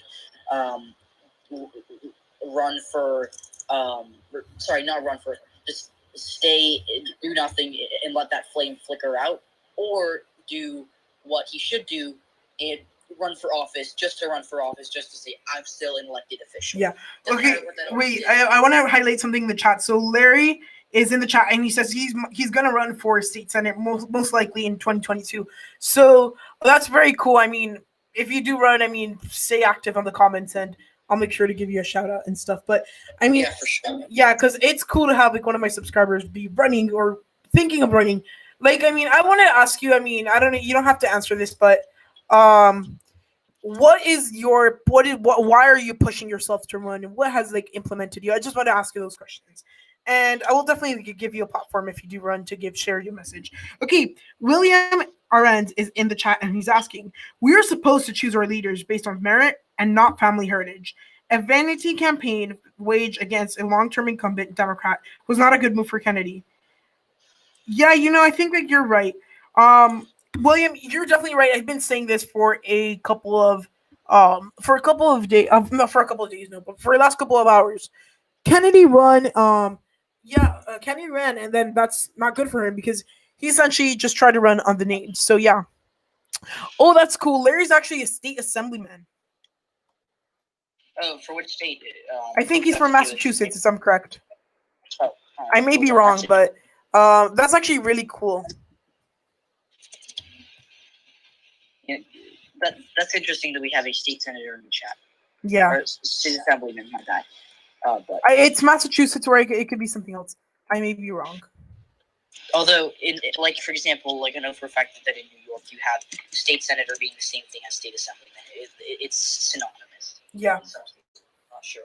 Specifically. Oh, no, he's from New York. He's in New York. That's actually very cool. That's very cool. All right. I do want to say congrats to my good friend Purple for hitting 800 subscribers, if I'm correct. Yeah, 800 subs. Congratulations, Purple. So. Yeah, I mean, that's very interesting. And Thank you so much, UEP. I really appreciate it for like the congratulations. You also hit 700 subscribers. Massive props to you. When you're old enough, you want to become a U.S. senator. I do so too. I wanted to run for president, but unfortunately, I can't because I wasn't born in the U.S. So that sucks. But I'm gonna run for Senate. So if you live in Florida and you want to vote for me for Senate in the future, please remember my name. Maybe for Senate. Wait, can I say your real name? Yeah, sure. I mean, it's on my website. Fabio Fabiani for U.S. Senate. Yeah. I can already picture the logo. Yeah. Dynasties are less common in democracies. Yeah, I mean, you're right. They're no less common. I mean, look at the dynasty. Like, you have so many. We have the Udalls in the Southwest. We also have the Luhans in New Mexico. Let's think of some other. You have the Cuomos in New York. Can I say that in California you have so actually most people don't know this, but Nancy Pelosi, her nephew is Gavin Newsom, who is the governor of California. So. The Pelosi's, yeah. Thank you, election senator. Thank you very much. And what they say in the chat? Look, I'm not looking at. Congrats to both of us. Oh, thank you, election senator. Florida needs some change. I will tell you the following. I plan to go like and finish college and stuff. I want to run for mayor of like my city, or just run for state assembly or state representative, and then go up the political ranks because our country needs change, in my opinion. And it's not Republican change, Democratic change, but change as a country as a whole. So I already have my platform kind of thought up of what I want to do if I become a politician. But that's very cool. Larry, I also want to ask you, like, what do you think is like one of the things that's really I mean, what was the hardest thing about like being a assembly person, like running a campaign and winning an election, your first election? What was like the hardest thing? That would be a good idea, but what party would you run for if your plate is split between? You know, I really don't know. So it depends by the time I get there. So let's suppose it takes me, I don't know, 10 years. No, I mean, 10 years to graduate college. I could start like, so 10 years. I mean, it depends on how the country is. If the Democratic Party keeps on going like how it is now, I would say I would run as a Republican. But if we stay down the middle, I would really have to think about it. But since I'm in the state of Florida, I think running as a Republican would also be, wouldn't be that bad of an idea. I mean, Florida, I want to say this, but like, I don't live in Florida, so. So yeah, keep in mind that Florida is like super hard state to analyze. Like, Florida, you can think something's going to happen and the extreme opposite happens. So, yeah. Yeah. Like, let me just say, so I don't live in Florida, so for those of you who are trying to figure out what state I live in, it's not Florida. But I will say that Florida, I think that there are a couple thousand more registered Democrats in Florida than Republicans. So take that with a grain of salt, first of all. But second, the Republican Party of Florida is so much more efficient than the Democrats. I mean, Florida should be at least likely blue state. I mean, with the amount of diversity it has in college-educated people there. Mm-hmm. Yet the Republicans have found a way to paint the Democrats as socialists, which really turns off a lot of Hispanic voters. A lot of Hispanic voters. I will tell you, I mean, I live in, you could say, one of the most Hispanic counties of Miami-Dade, or of Florida, Miami-Dade County. And I will tell you, from 2016 to now, there's a lot more Trump support because the Republican Party of Florida has been so effective at all those different things. At kind of using the Democrats and showing kind of how some of their ideas relate to those of Cuba, Venezuela, for some cases like Nicaragua. So those things really do affect. Oh, they do. Although some of it is lies, some of it is the truth. Like, we're not going to debate that right now. Yeah, because I mean, we don't have time. I will give credit to the Republican Party for being able to turn off a lot of those. In New Mexico, Hispanics vote like 85 to 90% Democrat. Yet before it's a completely different story. So, shout out to the Republican Party of Florida for being able to win elections there. Okay, so Larry said, I asked him, like, what's the hardest thing? And he says, like, the pull between being your true self and keeping everyone happy. You can't do both. You get pulled in every direction. You have to stay focused on who you are and what you want to start to do.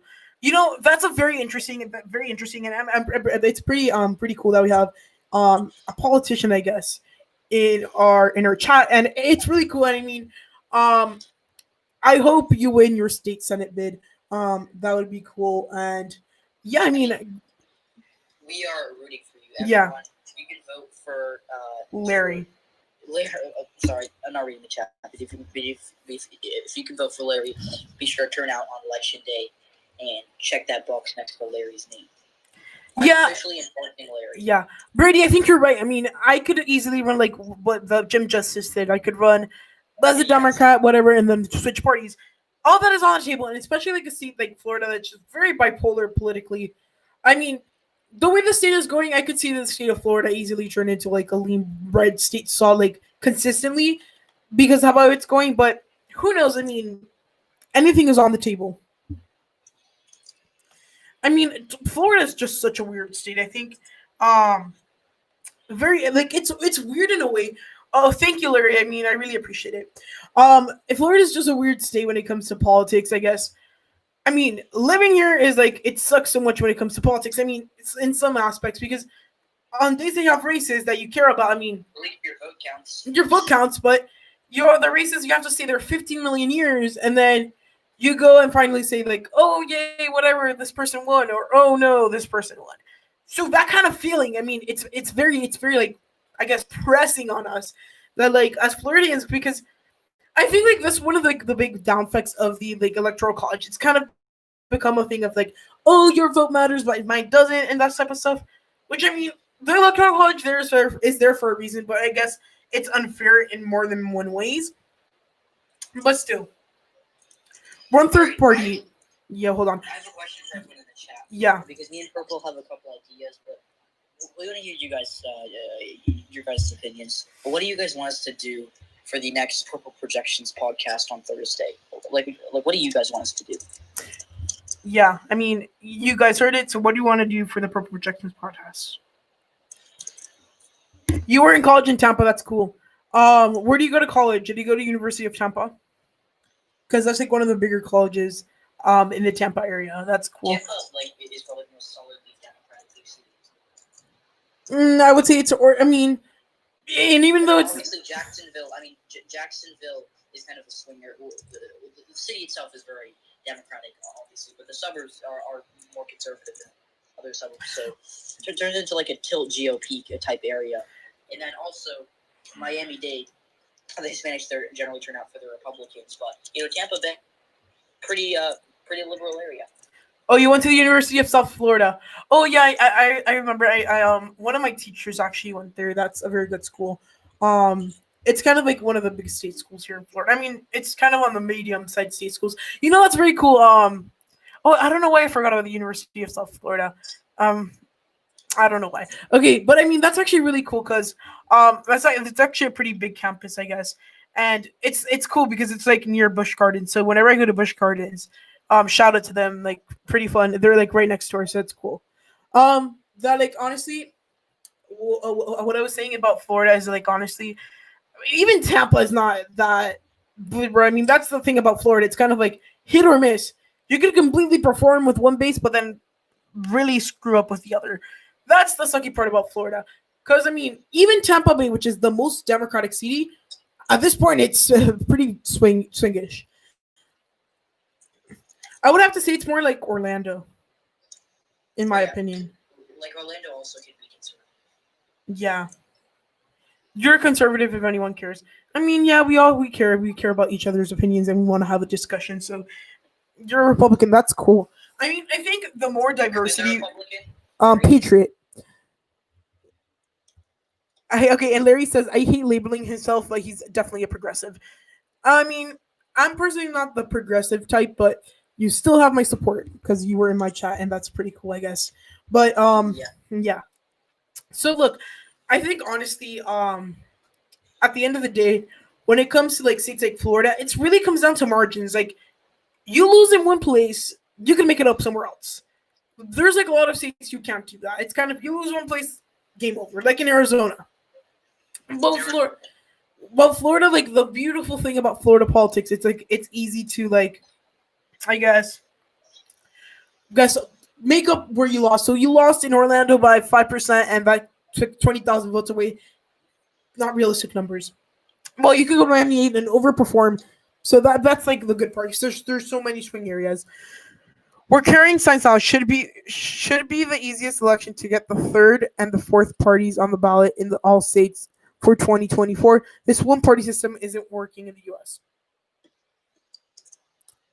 Lucas and Andrade is asking, am I Brazilian?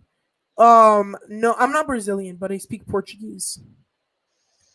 That's something cool about me. I speak a couple languages.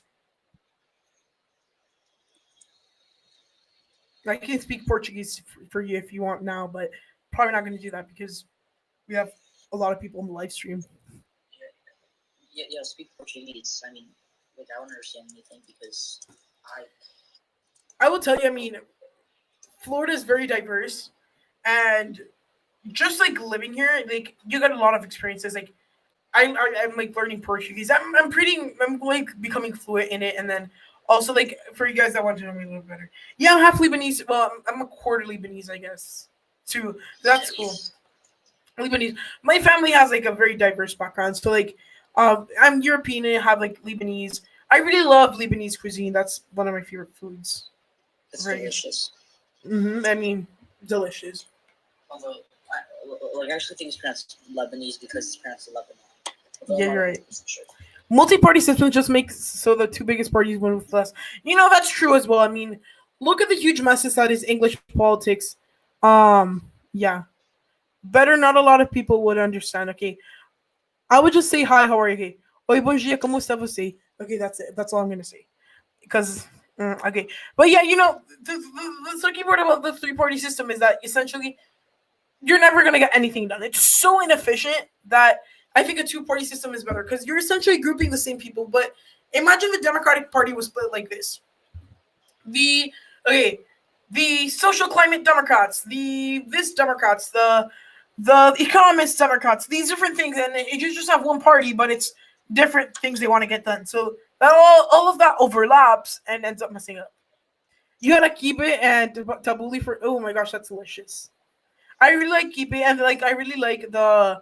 I know there's like the uncooked one. I don't like that one that much, but I look like there's a Lebanese restaurant near my house, and it's really really good. And like having like the ones that are like fried, and then there's also the ones that are like, on the oven, and they also like shawarmas, and I also like I guess what else do I like? I mean, there's like other food, but like also like the oh my gosh, I know how to say it in Spanish.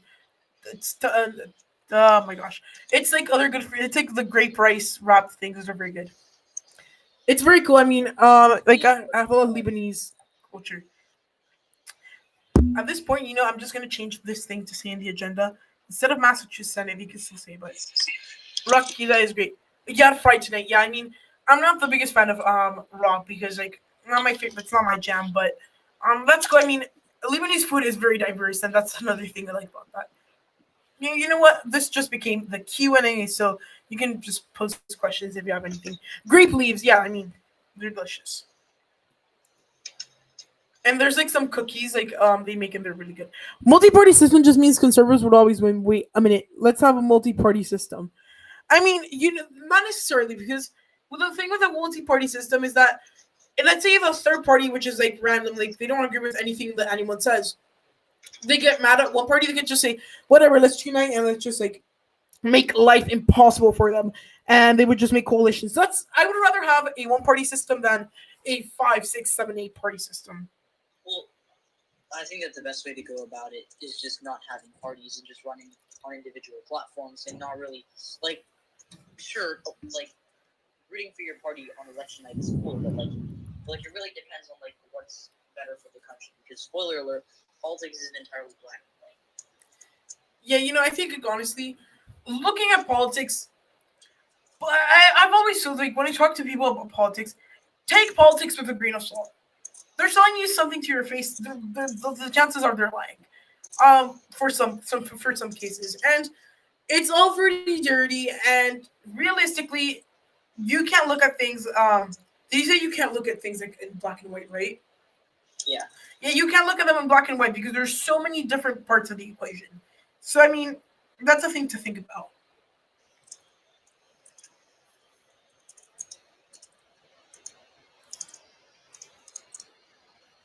Yeah, you know, that's like another thing I've learned, like, Larry. because for example, in Latin America, third party like having 10 million parties is the norm, or in England or Canada. I know Brady's from Canada, and he kind of knows what are the effects of like a 10 million party system. I mean, it's not that bad in Canada because there's only like a couple of fringe parties, but in Latin America, I can tell you, for example, in Venezuela, there was like, for example, 15 opposition parties and like seven government parties.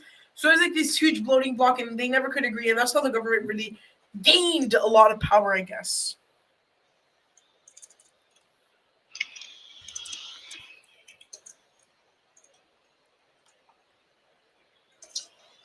All right.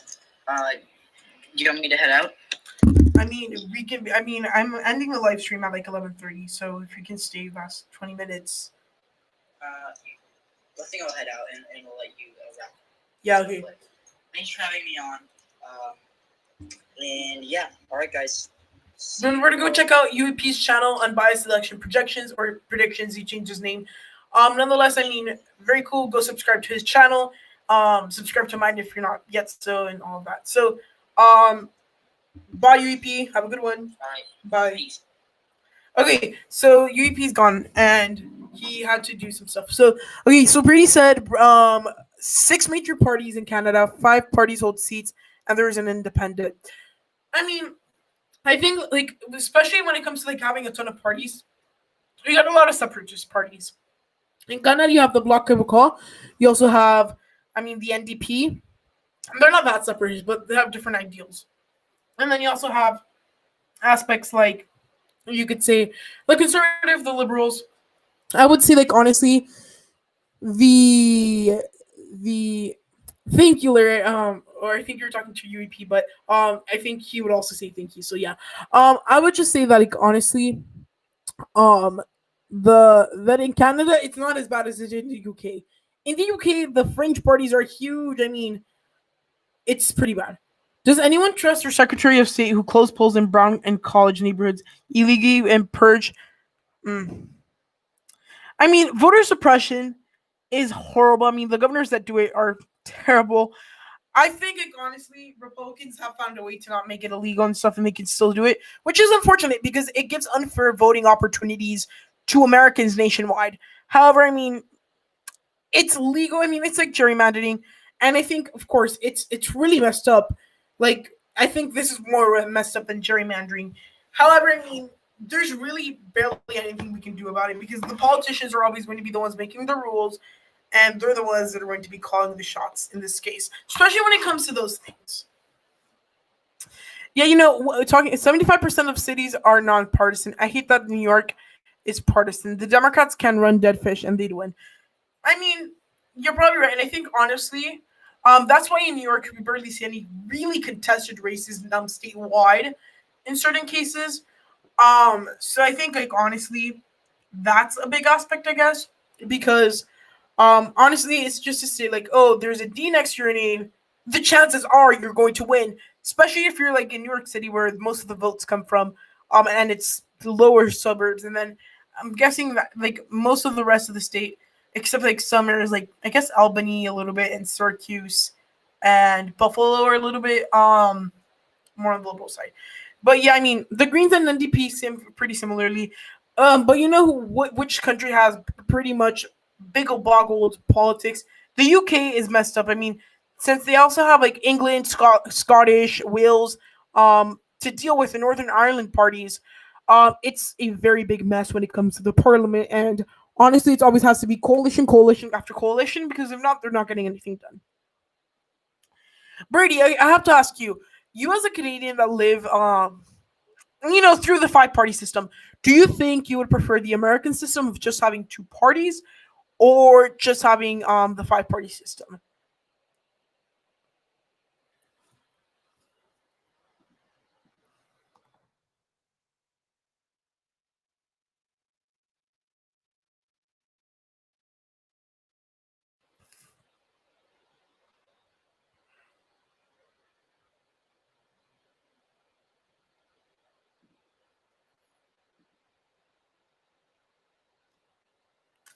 And upstate New York gets no representation. It's all votes. It votes rights and the large population of Democrats in New York.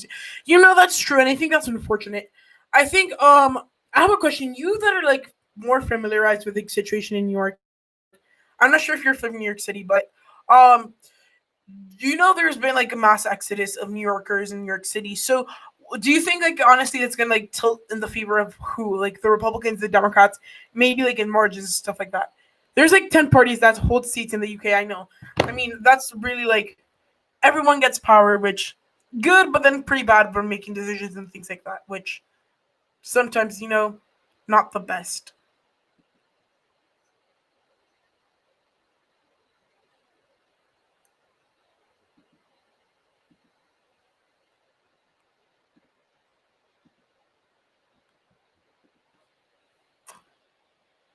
So you're from Utica, right outside Syracuse. Okay. Um, yeah, I'm kind of familiarized with the New York I guess like geography. Would you say like honestly like does a vote of an upstate New Yorker matter a little more because there's a mass exodus of New Yorkers down in the city? I like having more options, but I wish the left wing parties were similar. I think like honestly, if you think about it, there's not too many concern like the third parties, I guess, in Canada. Because I mean, that's essentially what they are. They're just third party that actually get votes. What they are essentially is variations of the left. New York is weird. The whole state basically votes red, except New York City and few upstate cities. I mean, that's I can see like it's similar to some other states, and I would say like honestly, New York had a pretty. I mean, New York City even at a point was somewhat conservative. They voted for people like Mike Bloomberg and things like that. Which I mean, now they wouldn't do that. I mean, it really doesn't like matter anymore because I think at this point, um, it's gotten to a point where like you have certain politicians. I mean, and like Bill De Blasio, for example, he's like super liberal and he's like been in New York for like so long. So yeah.